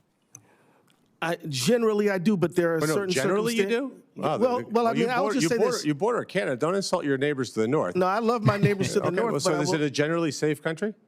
Generally, yes. So then somebody seeking asylum could certainly be safe in Canada and Mexico, no? Of course. Now, so like if somebody, we do know that. Okay. I tried to find the entirety of that because they usually get 5 minutes to speak. So I imagine that there's got to be at least 2.5 minutes of that out there. I didn't see it. I checked on his profile. I didn't come across it. And I looked in other accounts and I didn't see it. But that was the longest exchange that I was able to come up with. I came up with this one that was 1:24. I think it's basically an entire repeat, but there might be a little bit of a more exchange at the end of this video. So, Senator, what if they had a good faith basis to say they would be persecuted in their home country and subjected to real oppression there? Under international law, there are provisions for them to make a case. That's a phenomenal point. Mexico and Canada seeking asylum could certainly be safe in Canada and Mexico, no? Now, so like if somebody, we do know that in Mexico, which is another country I truly admire and think is a wonderful country, but there have been cases of persecution, people who have legitimate fear. People aren't safe in Mexico? Refugees cannot be safe in Mexico? Some might not be. And I think, and what I'm saying, maybe Senator, we shouldn't have a free trade agreement with them then. I didn't say that, but what I would say, Senator, is that we should hear their petition. We should at least hear it out. We should say, is there a well-founded and legitimate fear of persecution in your home country? That can't happen in Mexico? Well, I think that she should just follow the international protocols that existed. And it is, which is that is the protocol. You seek asylum in your nearest country that you are seeking asylum in. Yes, that is. Okay, so that's not only in the federal level, that's an international agreement that you have to seek asylum in the nearest country where you're not going to be persecuted. You can't skip over 15 countries just because you want to come to the United States. That's not how it works. That's not how it's ever worked. Of course, Democrats, they want it to work that way. And under Biden, they made it work that way. That's why he was flying in countless thousands of immigrants under the cover of darkness in the middle of the night, because they knew Americans would freak out over it. So we've got this from C-SPAN. GOP Majority Whip Tom Emmer slams Minnesota AG Ellison and Minneapolis Mayor Frey in opening statement before Senator Homeland Security Committee. They have turned Minnesota into a safe haven for criminal illegal aliens. So I believe this hearing did happen today. I'm probably going to do a video on this over the weekend where I can dig into it a little more, because I'd really be curious to watch this in its entirety. I don't know if I'm going to do like a full reaction video to it, because it was probably several hours long. But I'd like to at least get like a list of some of the highlights. I didn't really come across much out of this hearing today other than these 3 video clips. There were more out there with others. I didn't really see any that would have these were like just the 2 best ones that I came across. I guess I could just keep it that simple. But anyway, Tom Emmer, he's from Minnesota, and he's also, like it said, the GOP Majority Whip. So this should be a pretty interesting exchange. Thank you, Chairman Paul, Ranking Member Peters, and members of the committee for this opportunity. It's not every day a lowly House member gets to address the upper chamber. Oh, okay, so he's not sitting in the chamber. Okay, I thought he was sitting in the committee, that he was going to question them, but maybe he will. Maybe he'll throw questions out. I also want to acknowledge the other witnesses, constituent and friend Majority Leader Harry Niska, as well as Commissioner Snell and Attorney General Ellison, for being willing to offer their insight into this very important issue. I look forward to Attorney General Ellison being forced to answer for his role in tying the hands of law enforcement in order to protect criminals. Amen. It's a shame that his partner in crime, Minneapolis Mayor Jacob Fry, declined the invitation to testify here today. Of course he did. He's a wuss. Fry clearly has no problem talking about Minneapolis to any member of the media who will listen. So it makes you wonder if he's too afraid to repeat those same lies under oath. I guess time will tell. As the representative of Minnesota's 6th congressional district, I have witnessed firsthand the consequences that come when our Democrat state leaders prioritize criminal illegal aliens over law-abiding Minnesotans. The unrest that we all watched unfold in Minneapolis over recent weeks was unnerving. It was heartbreaking, and any loss of life is tragic. But make no mistake, it was all a direct result of radical sanctuary state and city policies in Minnesota. By preventing local law enforcement from working together with federal law enforcement, they have turned Minnesota into a safe haven for criminal illegal aliens. We're talking about murderers, rapists, gang members, and child predators. Now, before you hear dizzying spin from one of the other witnesses here today, let's take a closer look at how we got here. In 2021, with Attorney General Keith Ellison as the chief law enforcement officer in our state, the Hennepin County Sheriff's Office issued a directive which prohibited the county's cooperation with immigration and customs enforcement. 4 years later, Ellison issued 2 legal opinions arguing that Minnesota law prohibits state and local law enforcement agencies from holding someone based on an immigration detainer if the person would otherwise be released from custody, and limiting county sheriff's ability to enter into 287G cooperation agreements with federal law enforcement. What happened as a result? Criminal illegal aliens were released back onto our streets, putting innocent Minnesotans' lives at risk. Take the case of Victoria Aline Harwell, for example, a Minnesota mom who was allegedly killed by an illegal alien in a drunk driving car crash. Hennepin County ignored detainer requests and let this criminal walk not once, but twice, citing Attorney General Ellison's opinion. Flash forward to December 2025, when the Trump administration launched Operation Metro Surge in Minneapolis, fulfilling the border security mandate they were given by 77 million Americans and following the uncovering of rampant Somali fraud throughout our state. As of last week, 4,000 illegal aliens have been arrested since Operation Metro Surge began. That includes the worst of the worst off our streets. But in response, Tim Walz and Keith Ellison sued the Department of Homeland Security for simply deploying federal law enforcement to enforce federal law. That lawsuit was ultimately rejected by a Biden-appointed federal judge, and now Trump border czar Tom Homan has been working with Minnesota officials to scale back Operation Metro Surge on the condition that local law enforcement be allowed to cooperate with federal law enforcement. Something, by the way, that occurred under the President Obama's administration. It's important to note that it didn't have to be this way. No, the chaos in Minneapolis was entirely preventable had the local law enforcement been allowed to work with federal law enforcement from the beginning. We see that in states like Texas, Florida, Utah. We also see that in 8 Minnesota counties, including Sherburne County, which is in my district. Sherburne and these 7 counties have proactively partnered with federal law enforcement to prevent criminal illegal aliens from roaming free, despite threats of ridiculous lawsuits by the ACLU arising from Attorney General Ellison's dangerous guidance. It's really that simple. By allowing local law enforcement to notify federal law enforcement when they arrest illegal aliens and detain them until a federal officer can come and get them, we limit the Fed's footprint and keep dangerous criminals off our streets. It's a win-win for all parties involved. But Tim Walz, Keith Ellison, and Jacob Fry are so beholden to their radical sanctuary state and city agenda that they've lost all common sense. And now here we are today with innocent lives lost and chaos in our streets. It's horrible, but entirely preventable. And it makes you wonder, why are Minnesota Democrats so keen on protecting criminal illegal aliens? Is it so that they can secure votes come election season? That's Tim Walz, after all, refuses to hand over Minnesota's voter rolls to the Department of Justice. Yeah, and why? Keith Ellison has a history of cutting deals with Somali fraudsters for personal, political, and financial gain. These are all very important questions, and I hope we can get some clarification on all of them today. Minnesotans deserve answers and accountability.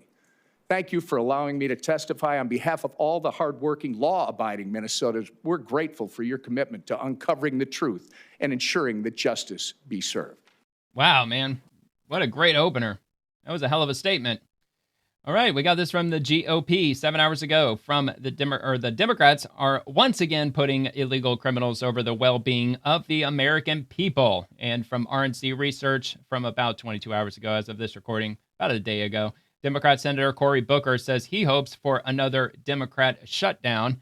And let's see, Booker, okay, it's a quote, so we'll just hear him out. And to me, this agency we cannot give another dollar to an out-of-control, reckless agency. So I have no confidence that this negotiation is going to end well tomorrow. And I think it's going to result, I hope it's going to result in Democrats staying strong and not giving another continuing resolution, not moving forward. All right. I mean, I don't know how they're really going to carry this over onto the midterms, because with each passing day, they just sound like a bunch of raving freaking lunatics. I mean, they're not standing by any principles. They don't give us any concrete reasons as to why. Like why they're like, if anything that is in any way justified, why that they're not willing to just simply allow us to have voter ID. It's quite simple. And like I've said before, I don't know why we haven't been requiring ID on the federal level for decades and decades. I mean, I can't believe that this is a conversation in 2026. All right, from Nick Sorter, just in, Senator John Fetterman broke with his own party, saying it's ridiculous that they're trying to hold up DHS funding.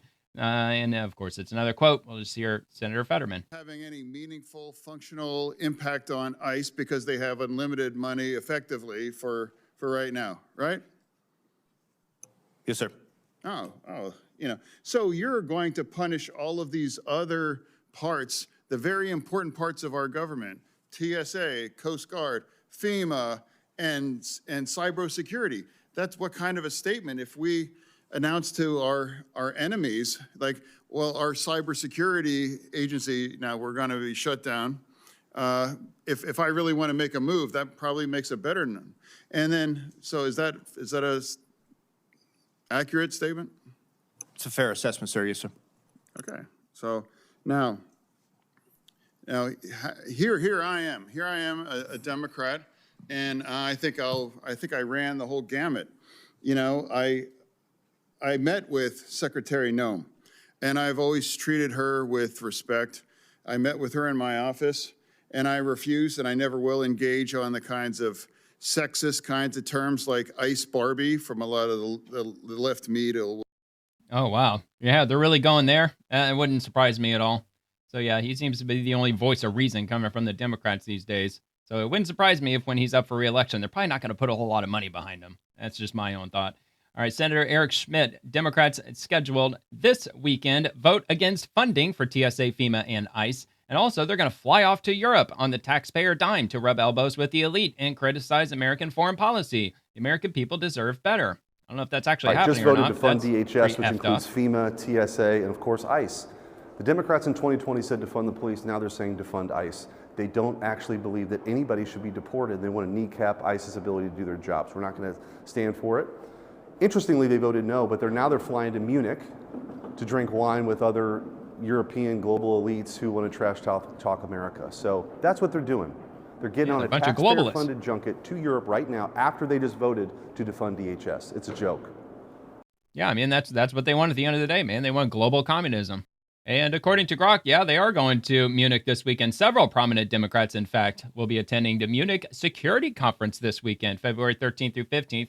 The official House delegation was canceled due to a looming DHS funding shutdown, but many are still going independently or privately. Confirmed or reported Democratic attendees include, of course, AOC, of course, Governor Gavin Newsom, and Governor Gretchen Whitmer, and senators like Sheldon Whitehouse and Chris Coons, Mark Warner, and others. They're aiming to reassure European allies and offer a counter perspective amid transatlantic tensions. Some House Democrats are pushing ahead on their own dime, despite GOP leadership pressure to stay home. Now, I got to be fair. I got to ask the other question. Are Republicans going? And apparently there's several Republicans that are also attending the Munich Security Conference. And let's see, what names do we have? We've got Senator Lindsey Graham. That's a big shocker. And also Senator Lisa Murkowski will be attending also. Other GOP senators like Roger Wicker have indicated plans to attend, and some House members may still go independently despite pressure to stay home. On the executive side, Secretary of State Marco Rubio is leading a sizable Trump administration delegation and is expected to speak. So he's going to be speaking under his official capacity as the Secretary of State because, at the end of the day, it's some security conference. I mean, whatever the hell that means. So anyway, it doesn't look like it's exclusively Democrats who are going to be going, even though I'm sure they're going to be whining and dining a lot of elites out there. That would be of no surprise to me. I mean, it wouldn't surprise me if somebody captured a photo of Lindsey Graham probably sitting at the table with them. All right, so anyway, Rapid Response 47, border czar Tom Homan in Minnesota, and he gave a press conference today, so we'll start with this one. I want to say something about the various unfounded complaints I'm hearing about ICE enforcement operations. During the surge operation, ICE has not arrested anybody inside a hospital. We have not arrested anybody inside of a school, an elementary school. We have not arrested anybody inside a church. As a matter of fact, the only ones that disrespected the sanctuary of a church were the agitators that have been arrested and prosecuted, and so far we have 9 of them. However, those locations are not off the table. I said from day one, there's no sanctuary for a significant public safety threat or national security threat. But as far as those stories about ICE going into churches, arresting people in hospitals, it simply has not happened. And if you have a case where it happened, you let me know.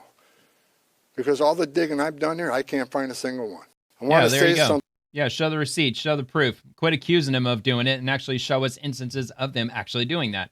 And we got another one from border czar Tom Homan. We now have the ability to arrest criminal aliens in the safety and security of jails throughout the state at the time they're being released, like we've done in other states. I've also directed the strategic placement of officers in certain areas throughout the states that can respond quickly to sheriffs that want to release somebody and notify us. We need to be nearby so they don't hold them unnecessarily. So we worked on a strategic plan to reassign officers in those key locations. I mean, why not go into the jail? Arresting a public safety threat and the safety and security of a jail is safer for the alien, it's safer for the officer, and safer for the community. I think we all can agree on that. It requires less resources for at-large operations. It just makes sense. I'll say it again, as I've said many times, we are not asking local law enforcement to act as immigration officers. I don't want them to be immigration officers. We're the immigration officers. We just want them to be cops.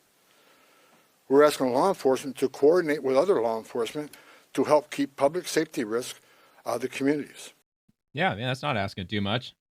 Hold back all the rioters and all the people fighting and causing a ruckus. It shouldn't be a partisan issue that you arrest public safety threats in the safety and security of a jail. Releasing public safety threats back in the public is just stupid. And I've been arguing this. Democrats are stupid these days for years. And I hope Congress takes action on sanctuary cities and sanctuary states. It makes sense. If you think about it, even the argument I hear, well, victims and witnesses of crime that are in the country illegally want to feel safe to come to law enforcement and to report those crimes without fearing that this law enforcement agency is working with ICE. That's a bunch of crap. Because victims and witnesses of crime don't want the bad guy released in the neighborhood either. It's ridiculous. We want access to the person that you chose, the local jurisdiction chose, to lock in a jail cell. And we have that cooperation here now. It's the right thing to do, and it makes this community safer. This community is safer because we arrested 4,000 illegal aliens in this, over 4,000 illegal aliens here, many of them public safety threat, not all of them. As I said, we're going to force immigration law, but this community is much safer because of President Trump's leadership and the men and women standing on this stage. All right. And we've got one more from Tom Homan. I'm very pleased to report that this surge operation and our work here with state and local officials to improve coordination and achieve mutual goals, as well as our efforts to address issues of concern here on the ground, have yielded the successful results we have came here for. The Twin Cities and Minnesota in general are and will continue to be much safer for the communities here because of what we have accomplished under President Trump's leadership. I previously shared with you before I got here. Before I even got here, I met with, I said I was going to meet with the governor, the AG, and the Mayor Fry, Mayor Herr, and I've done all of that. I've also met with various police chiefs and sheriffs. And one thing we all had in common was the importance of ensuring and maintaining public safety. Overall, we made a lot of progress through extensive engagement, meeting with them and other key stakeholders. And it is expected that those engagements and discussions will continue going forward in order to enhance exchange of information and more coordination. As a result of this surge operation, we have greatly reduced the number of targets for enforcement action. And many criminal aliens have been arrested and taken off the streets, including murderers, sex offenders, national security threats, gang members, and other violent criminals. Just this week, ICE arrested a criminal alien with criminal convictions for rape, acts with a child under 14 years of age with force, lewd and lascivious acts with a child under 14. ICE also arrested 2 criminal aliens with criminal sexual misconduct convictions, among other violent criminals. Through targeted enforcement operations based on reasonable suspicion and prioritizing safety and security, ICE will continue to identify, arrest, and remove illegal aliens that pose a risk to public safety, like we've done for years. And our officers will carry out those duties with professionalism, integrity, and compassion, like we've done for years. We will enforce the immigration law against all persons in the United States illegally. All right, so we got that. I think that was the last one that we had. I should have led with that one, but that's okay. I mean, sometimes I don't get them all right in order, but all right. So Alina Habba, someone should brief Governor Sherrill of New Jersey on the Supremacy Clause before she tries to cosplay as a constitutional scholar. Federal law enforcement doesn't answer to state executive orders. Protecting New Jersey shouldn't mean protecting people who broke federal law to be here. The feds are greater than or above the state. All right, so Governor Mickey, or is it Mikey? Mickey Sherrill? I don't know. I'm not from New Jersey. I've never been there. ICE is making everyone less safe. Today, I'm taking action to protect New Jerseyans. First, I'm signing an executive order to ban ICE from launching actions from any state property. So it sounds like they're just like echoing what they've already attempted to do in Illinois. Second, New Jersey OAG is launching a portal where people can upload videos of ICE interactions they see in our state. If you're approached by an agent or see an ICE operation taking place and you're at a safe distance, send us your videos. What the hell are you going to do with that? I mean, you can't strong arm the federal government. Third, we're launching a new website to make sure people know their constitutional rights when interacting with federal agents. The site also connects New Jerseyans with important resources, including pro bono legal services. Learn more at newjersey.com/knowyourrights. And I will link that, as I link everything I come across. I think that's hilarious that they're going to take from New Jersey taxpayers to give lawyers to people who are either illegal immigrants or they're breaking law by, I don't know, obstructing federal agents or maybe even assaulting them. So now the New Jersey taxpayer gets to pay for their legal defense. That's quite interesting. And let's see what else we got. Let's move on to the next. From U.S. Immigration and Customs Enforcement from earlier today, ICE arrested twice deported violent child offender. ICE and our federal partners arrested Jairo Gutierrez Antunez, a criminal illegal alien from Honduras, convicted of unlawful S with a child and assault. In 2017, he also endangered people on the roads in Altadena, California, by trying to ram an ICE vehicle and fleeing the scene at a high speed to evade arrest. And there he is. He's a sick pedo scumbag POS that, where was this? Was this in, oh, they don't say exactly where it was. I'm assuming it was in Minnesota, or maybe it was in California.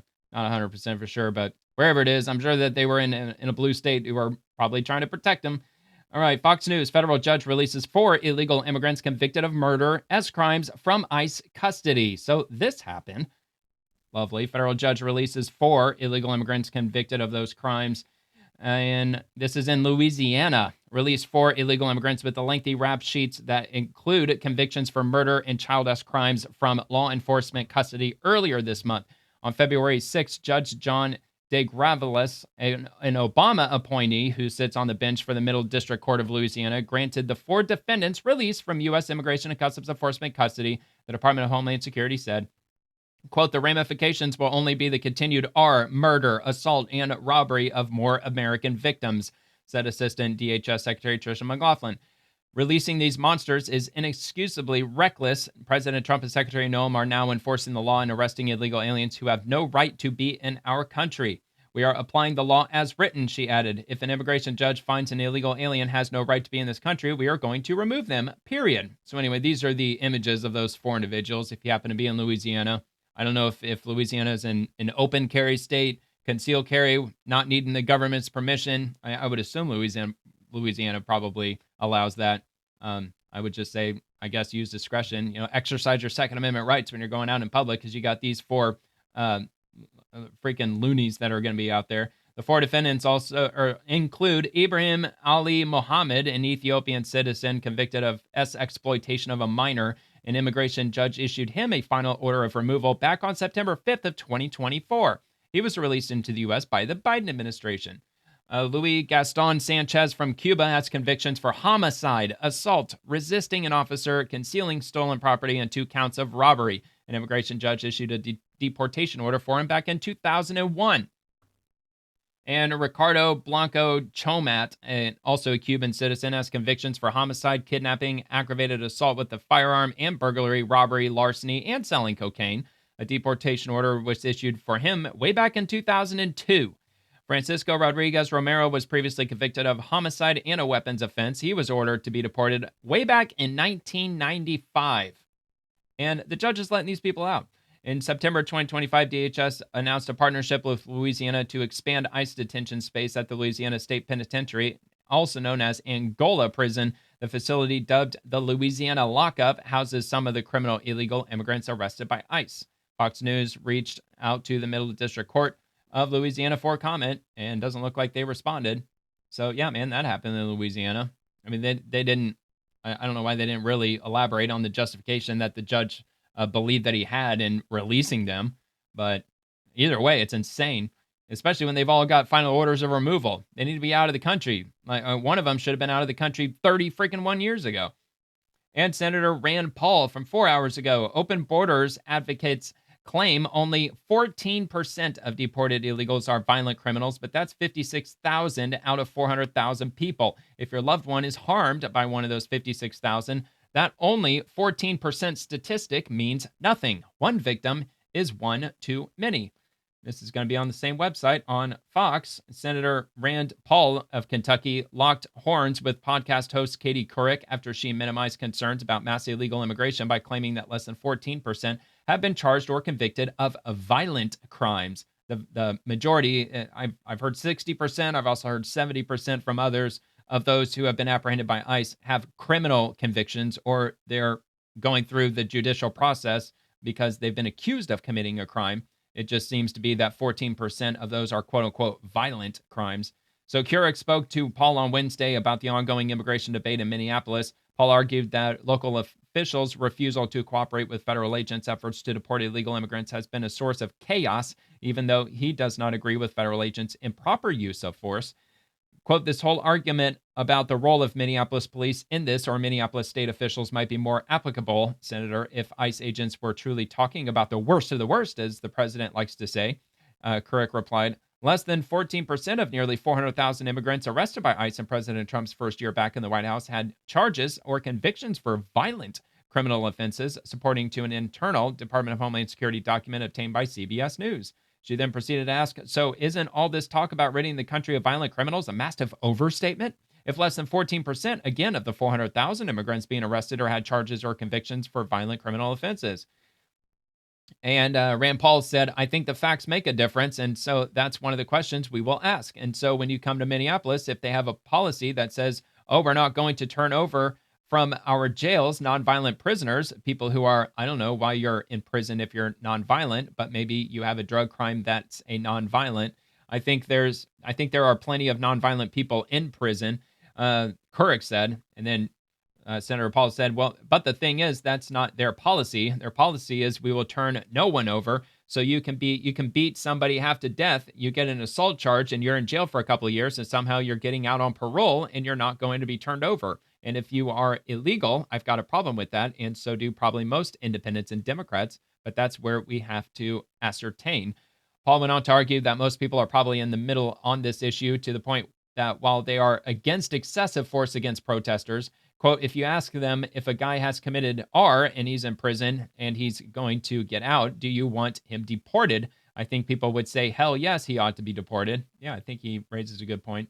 Anyway, the exchange goes on from there, so I'll have that linked.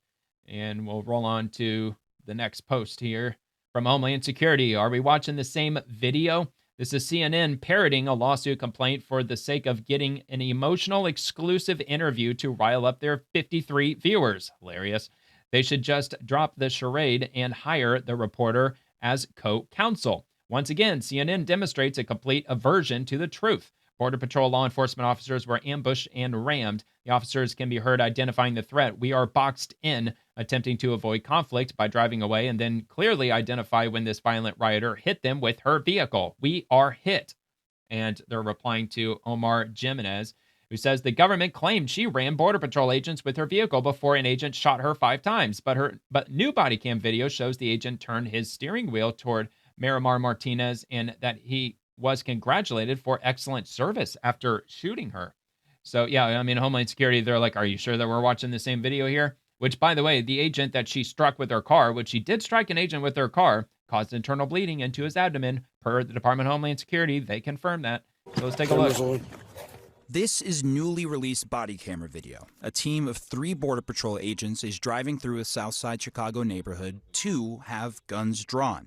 Marimar Martinez, an American citizen and school teacher, is driving next to them, honking her. What does that mean, guns drawn? Okay, so he has a sidearm that he has out. The other guy had a rifle. Like, well, you know, like you don't exactly holster a rifle. Warning people to the presence of federal immigration enforcement. Another vehicle is behind the agents, also honking the horn. All right, it's time to get aggressive and get the out, because they're trying to box us in. It all happens in seconds. All right, we're fine now. All right, out of the car. Be advised, we've been struck. Get out. Martinez was shot 5 times and survived. In this surveillance video, that's what happens when you hit the front of the agent's SUV come agent's to a stop. vehicle. You fucking 4 idiots. seconds later, Martinez's silver Nissan drives off, she says, fearing for her life. The Department of Homeland Security was quick to accuse her of attacking federal law enforcement, saying Border Patrol agents were, quote, ambushed by domestic terrorists that rammed federal agents with their vehicles. FBI Director Kash Patel posted on social media about the incident, quote, attack our law enforcement and this FBI will find you and bring you to justice. The post also included a link to video of a car ramming, but it had no connection to Martinez's case. Well, and that's what you the say. body camera video tells a different story. In the lead up to the collision, you hear agents say they are going to collide with Martinez. We're going to make contact and we're boxed in. And just before the moment of impact, it's Agent Charles.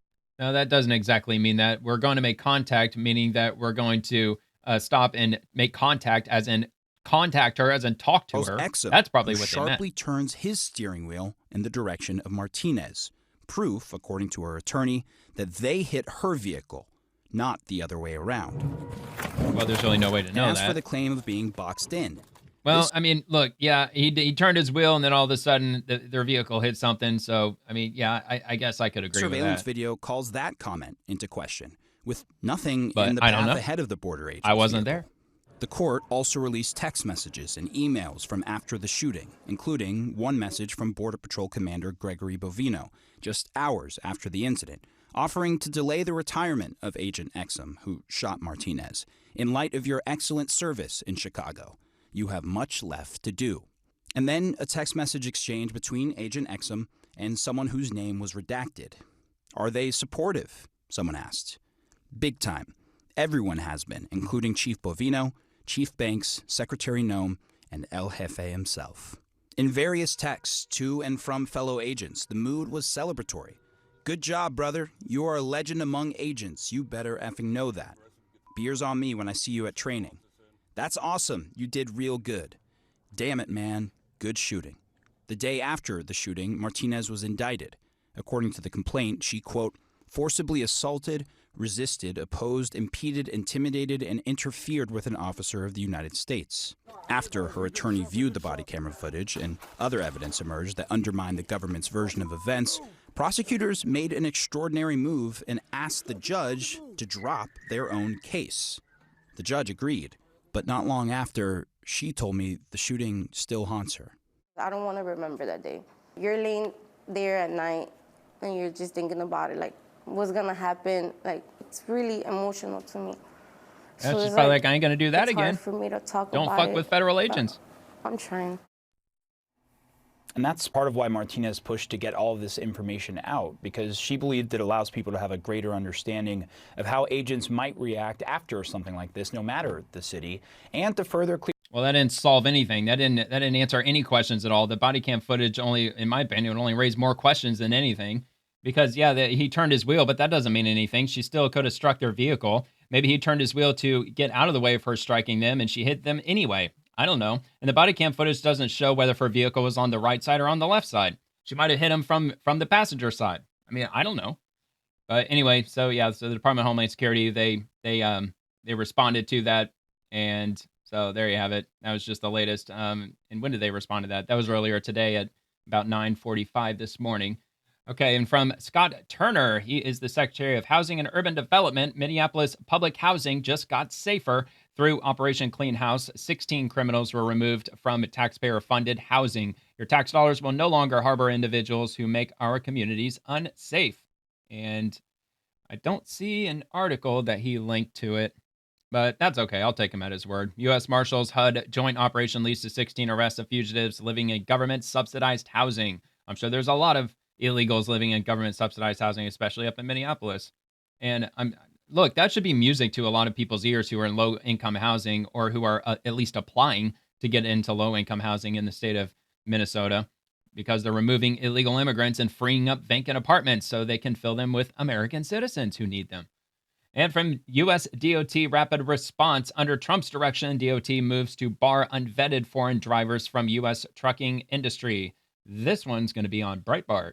Under Trump's direction, DOT moves to bar unvetted foreign drivers from the U.S. trucking industry. The Trump administration finalized a major safety reform on Wednesday that blocks unvetted foreign nationals from obtaining commercial driver's licenses, ending a system that allowed tens of thousands of drivers with unknown or dangerous histories to legally operate heavy trucks and buses in the United States. Department of Transportation Secretary Sean P. Duffy said the rule ends a safety loophole that has wreaked havoc on our roadways. Secretary Duffy unveiled a sweeping new federal rule aimed at shutting down a long-standing safety loophole that allowed unqualified foreign nationals to obtain commercial driver's licenses in the United States.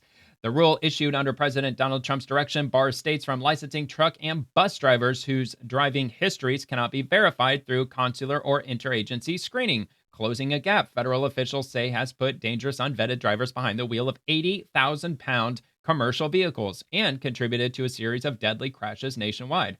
I think that's a great idea. We should be able to vet whether or not if they were licensed to operate any vehicles in another country. And of course, whether if they're here legally.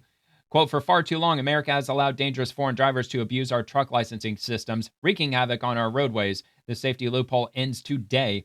U.S. Transportation Secretary Sean P. Duffy said in Wednesday's announcement, moving forward, unqualified foreign drivers will be unable to get a license to operate an 80,000-pound big rig. Under President Trump's leadership, we are putting the safety of the driving public first. From enforcing English language standards to holding fraudulent carriers accountable, we will continue to attack this crisis on our roads head on. DOT officials say the reforms address safety concerns raised following a series of fatal crashes involving non-domiciled CDL truck drivers. The new rule will enable consular and interagency screening to stop non-qualified drivers from obtaining or maintaining commercial driving permits. And the DOT reports the following. February 14, 2025, a non-domiciled driver triggered a multi-vehicle crash inside a tunnel on I-80 in Wyoming, resulting in 3 fatalities and 20 injuries. And that was February 14th of last year. August 12th of last year, a non-domiciled driver caused a crash, killing 3 people on the Florida Turnpike after attempting an illegal U-turn. October 21st last year, a non-domiciled driver failed to stop for traffic on a California highway, causing a collision involving 8 vehicles that killed 3 people. And in December, a non-domiciled driver collided with a train at a marked crossing in Ontario, California, killing a crew member. Quote, while U.S. drivers are subject to strict checks through national databases for past violations such as DUIs, reckless driving, or crash involvement, states lack the ability to assess the driving records of foreigners and illegal immigrants, DOT officials wrote. This loophole allowed individuals with dangerous driving histories to obtain a trucking license simply by presenting an employment authorization document, or EAD, which does not screen for transportation safety. And that's from US DOT Rapid Response. There was another one that I skipped past from Sean Duffy. This is for Delilah Coleman and all the Americans killed or hurt in crashes. I didn't actually mean to click on it, but that's all right. Let's see. Okay, killed or hurt in crashes caused by unqualified foreign truck drivers. These trucker drivers should never have received a commercial driver's license, and this rule makes sure that it won't happen again. President and I are putting Americans and their safety first. Then he replied from White House Press Secretary Caroline Leavitt.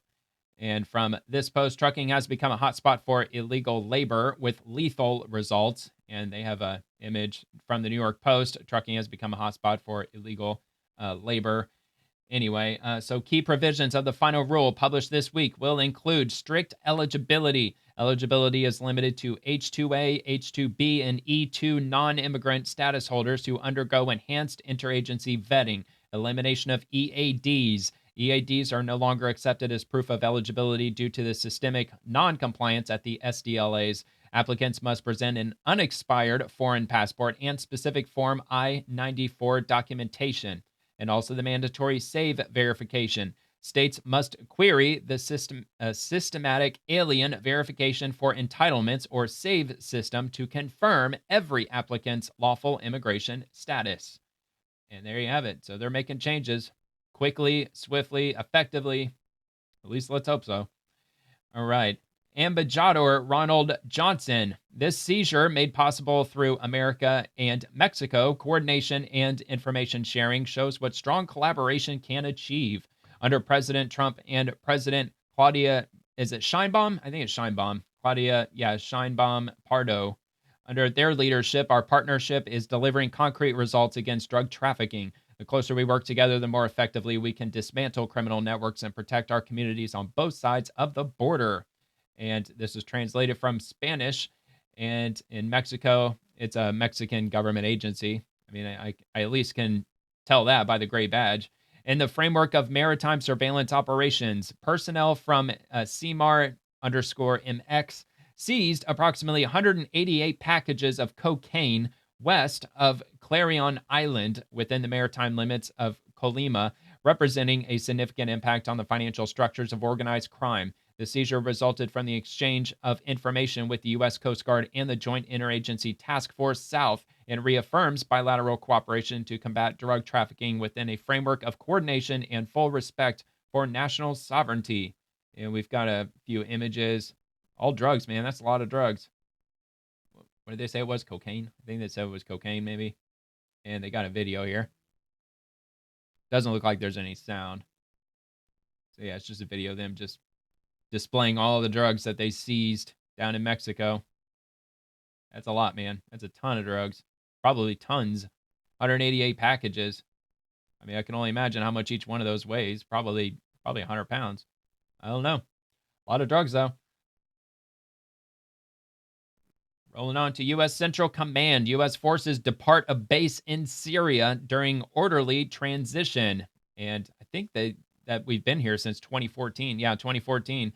All right, out of Tampa, Florida, U.S. Central Command, or CENTCOM, completed the orderly departure of U.S. forces from Al-Tanf garrison in Syria on February 11th as part of a deliberate and conditions-based transition by Combined Joint Task Force Operation Inherent Resolve, or CJTF-OIR. Established by CENTCOM in 2014, CJTF-OIR has advised, assisted, and enabled partner forces in the fight against ISIS. In April 2025, the Department of War announced the U.S. military would begin consolidating its locations in Syria after the territorial defeat of ISIS in 2019. Quote, U.S. forces remain poised to respond to any ISIS threats that arise in the region as we support partner-led efforts to prevent the terrorist network's resurgence, said Admiral Brad Cooper, CENTCOM commander. Quote, maintaining pressure on ISIS is essential to protecting the U.S. homeland and strengthening regional security. Over the past 2 months, U.S. forces have struck more than 100 targets with over 350 precision munitions while capturing or killing more than 50 ISIS terrorists. So yeah, they're consolidating the forces in Syria. And from modernity, Russia has suffered 1.3 million casualties, according to a NATO source. So it's according to a source. Sounds like maybe an unknown or an anonymous source. So maybe there's that many that have been killed. Not 100% for sure, but that's what they're reporting. As Putin dumps physical gold to fund its war in Ukraine. Estimates place Russian losses at 1.3 million soldiers dead, wounded, or missing. Well, as long as Europe keeps buying energy from Russia, they're going to have enough money to keep funneling into this war machine or this war effort that they've been engaged in for, what is it? What are we going on now? 5 years? I think we're on 5 years now. I think it was like right after Biden got into office. I think that's when the Ukraine-Russia war broke out. As far as I know, I think it was in 2021, wasn't it? All right. So losses for both Moscow and Kiev continue to mount as the war in Ukraine is close to entering its 4th year. Oh, it's only 4 years? Why did I think it was in 20? Wait a minute. Hold on. 23. Okay, 22. All right. Yeah, all right. Maybe it was in 2022. I thought it was in 2021. But anyway, I've been wrong before. An unmanned high-ranking NATO official has estimated that last year alone, Russia saw 400,000 of its soldiers end up killed or wounded. Quote, Moscow is thus sacrificing more men and women than any European conflict since the Second World War, he added, according to a report out of Die Welt. The source has also blamed Russia's higher losses on insufficient medical care on the battlefield.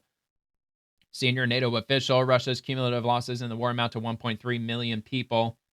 In total, there's said to be some 1.3 million Russian soldiers dead, wounded, or missing, close to the 1.1 million estimate from the British Defense Intelligence last October, although exact numbers have been difficult to confirm for either side. Of that 1.3 million casualty figure, approximately 350,000 have been killed. Okay, so that's the real number. You know, the propaganda number is 1.3 million, but the real number appears to be 350,000 have been killed. So, all right, so I'll link that article also if you want to dig into that. And let's see what else we have here. From Breaking 911, Kim Jong-un, he's said to formally name his daughter, Kim Ju-ae, as North Korea's next leader. Just that simple. Don't believe they have an article or anything to attach to this. So there you have it. Kim Jong-un's daughter. Guess she's going to be the leader. I mean, she looks lovely. She looks pleasant. But obviously looks can be quite deceiving. For all we know, she's going to be maybe one of the most ruthless tyrants that North Korea's ever seen. Let's pray not. Hopefully not. Maybe she'll bring peace to North Korea. Maybe she will finally open up the borders and end this ongoing conflict, the Korean War that never technically ended. Anyway, Secretary Kennedy, this week I stood with Secretary Rollins and Mike Tyson to deliver a direct message to the American people. Eat real food. Hi, I'm Robert F. Kennedy Jr., your HHS Secretary. I'm here with Iron Mike Tyson, the Here he is, Iron Mike, champion of the world, 44 TKOs. And his biggest battle has been with obesity, his own and his family. First, I'm going to introduce my partner, Brooke Rollins, the USDA Secretary, who understands the integral relationship between farm prosperity and good food. We need to do both. We've got the best food system in this country. We want to make sure Americans are eating real food. Yeah, thank you, Secretary Kennedy. Brooke Rollins, what a joy to be here today, obviously with my partner, Bobby Kennedy, but the extraordinary Mike Tyson and his ability to talk about the importance of eating real food and what this effort means for America and making America healthy again. Mike, what a joy to have you with us today. You're going to help us make an even bigger difference. Absolutely, absolutely. Eat real food. Eat real food. Trust me. Produced by the U.S. Department of Health and Human Services. All right, Health and Human Services. That's pretty cool that Mike Tyson's partnering up with HHS. I thought he was just doing that for a paycheck, to be honest with you. I mean, even though I did hear that he struggled with obesity when he was younger, which took me by surprise. I thought he was like born buff as hell. But yeah, so anyway, that was cool to see. And Rapid Response 47, Secretary Rollins on the event with Mike Tyson and Secretary Kennedy to promote realfood.gov. Make sure that's linked.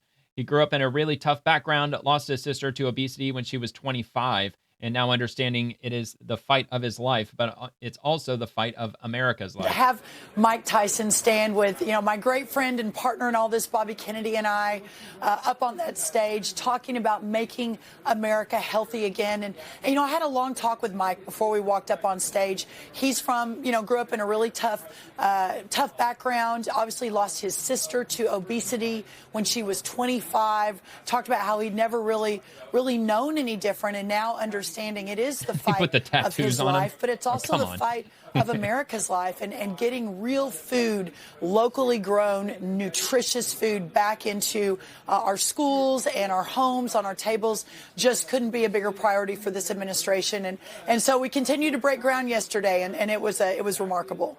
To have Mike. All right, there you go. And Mike Tyson, he's actually aging surprisingly well.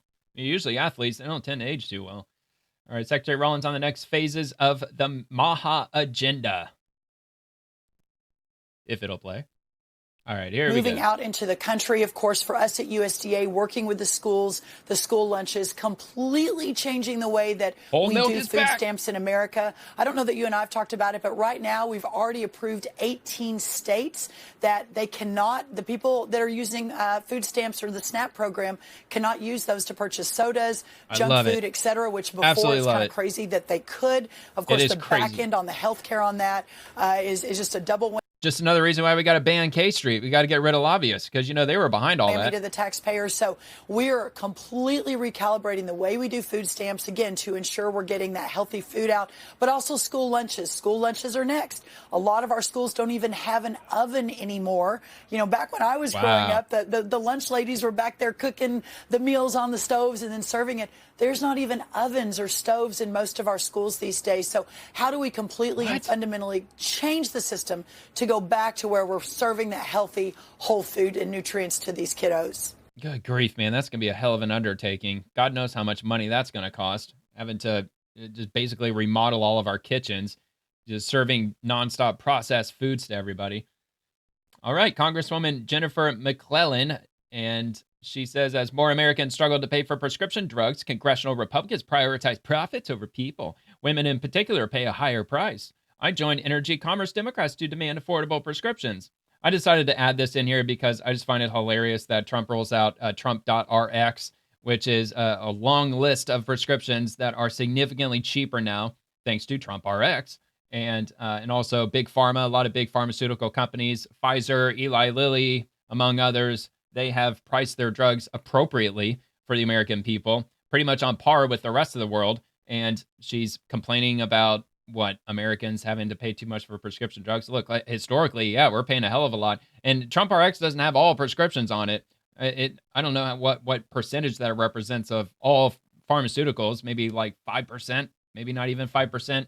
So I guess there's still an argument to be made as far as extremely high prescription costs. So we'll just hear her out. Americans approaching the pharmacy counter today feels like falling into a financial sinkhole. Within the past year, approximately 1 in 5 adults opted not to fill their prescriptions because they were just too expensive. In Virginia, that burden is even heavier, with 1 in 4 adults skipping essential medicines. Seniors, parents, and individuals with chronic illnesses or disabilities have to make impossible choices between paying for household necessities and the medications that grow more expensive with every refill. Women in particular shoulder a heavier burden for prescription drugs. In 2024, women spent nearly 30% more out of pocket on prescription drugs than men. Whether it's recurring costs for birth control, menopause treatments, or medications for conditions like endometriosis and postpartum depression, women pay a prescription pink tax. Yeah, well, don't forget all of the psych meds. I think, what is it, like 1 in 3 women in our country, adult women, take some form of a psych med or another. And I would assume that there's a lot more women than men who take psychiatric medication to maintain our health. At the same time, rather than working to reduce the drug prices women and families are facing, congressional Republicans have driven up healthcare costs and undermined efforts to lower prescription drug spending. Well, again, it's no thanks to Obamacare. that had zero support from Republicans. The Democrats have to own that, even though that they're constantly trying to push it all off onto Republicans these days. All right, breaking 911. Breaking L.A. Mayor Karen Bass is reportedly directing her attorneys to classify Los Angeles Fire Department firefighters' testimony regarding the Pacific Palisades fire as confidential. We just had Roger Bailey on a few minutes ago, and Roger is the lead attorney for the Palisades homeowners, thousands of them filing lawsuits against the city of Los Angeles, including as the they DWP, the state of California. In fact, the city of L.A. is suing the state of California because they want the state of California to pay a lot of the damages. And it really, I'm sure really, they do. the central part of the case is the notorious flare-up of the January 1st Lockman fire that was abandoned by the L.A. Fire Department. It looks like the state employees from Parks and Rec chased the L.A. Fire Department off the hotspot, and the hotspot was never entirely put out. It was smoldering. Lovely. It was burning underground. It really Welcome was to California. hot. And the state and the city screwed up horribly. Well, not to mention the whole state is heavily in debt. I think they're sitting at like, what, $23 billion in debt, and it's expected to grow up to almost $30 billion by either next year or the year after. If they had attended to that fire, or if they had put crews up there the morning of January 7th, none of this would have happened. What? And as Roger Bailey said, and so that's it what is they want to driving me classify. crazy because he's been on twice now telling about the depositions of firefighters and other personnel, and he has done 12 of them. And the last one, he said, was especially jaw-dropping. And he wants to share it, but he can't because Karen Bass got it declared confidential. What a Her gag Dune order. attorneys went to court and asked the judge to seal it up, at least for a time. Why? It's supposed to be only Why 30 would that be? days. That's the normal protocol. So we'll see. I mean, Yeah, because, probably you know, 30 again, years. she's running for re-election. Oh, And so that's she's trying why. to keep the headlines generic. Yeah, look, dude, I think anybody in LA would be absolutely insane to vote for her. Absolutely crazy. Is there any Republicans that are even running for the mayor of LA? I mean, they probably have a slim shot in hell in winning, but you know, you're going to have an absolute 0% chance of winning if they're not going to run with anybody from the other side. They just run unopposed. All right, BLS labor statistics. Housing and transportation accounted for 50% of household spending in 2024. And this is on BLS.gov. Total annual household expenditures in the United States averaged $78,535 in 2024, equivalent to an average of $6,545 a month. The two largest expenditures for housing and transportation accounted for over 50% of this total. Spending for housing averaged $26,266 per year, or $2,189 a month, or 33.4% of total spending. Households spend an average of $13,318, or $1,110 a month, or 17% on transportation. Over $1,000 a month just for transportation. Absolutely crazy, man. Why are you all paying so much per month for these vehicles? It is crazy.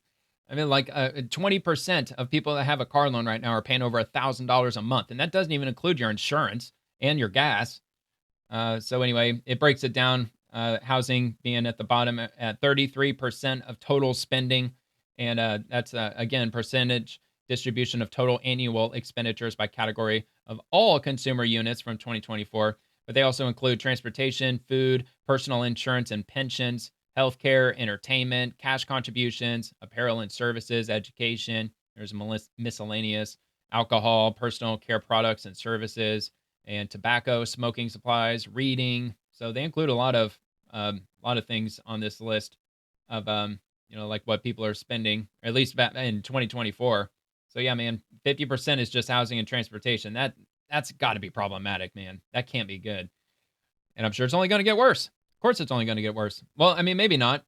With what Secretary Lee Zeldin and President Trump, what they announced with the rolling back of those regulations, maybe vehicles will start getting cheaper, but it's probably not going to happen overnight.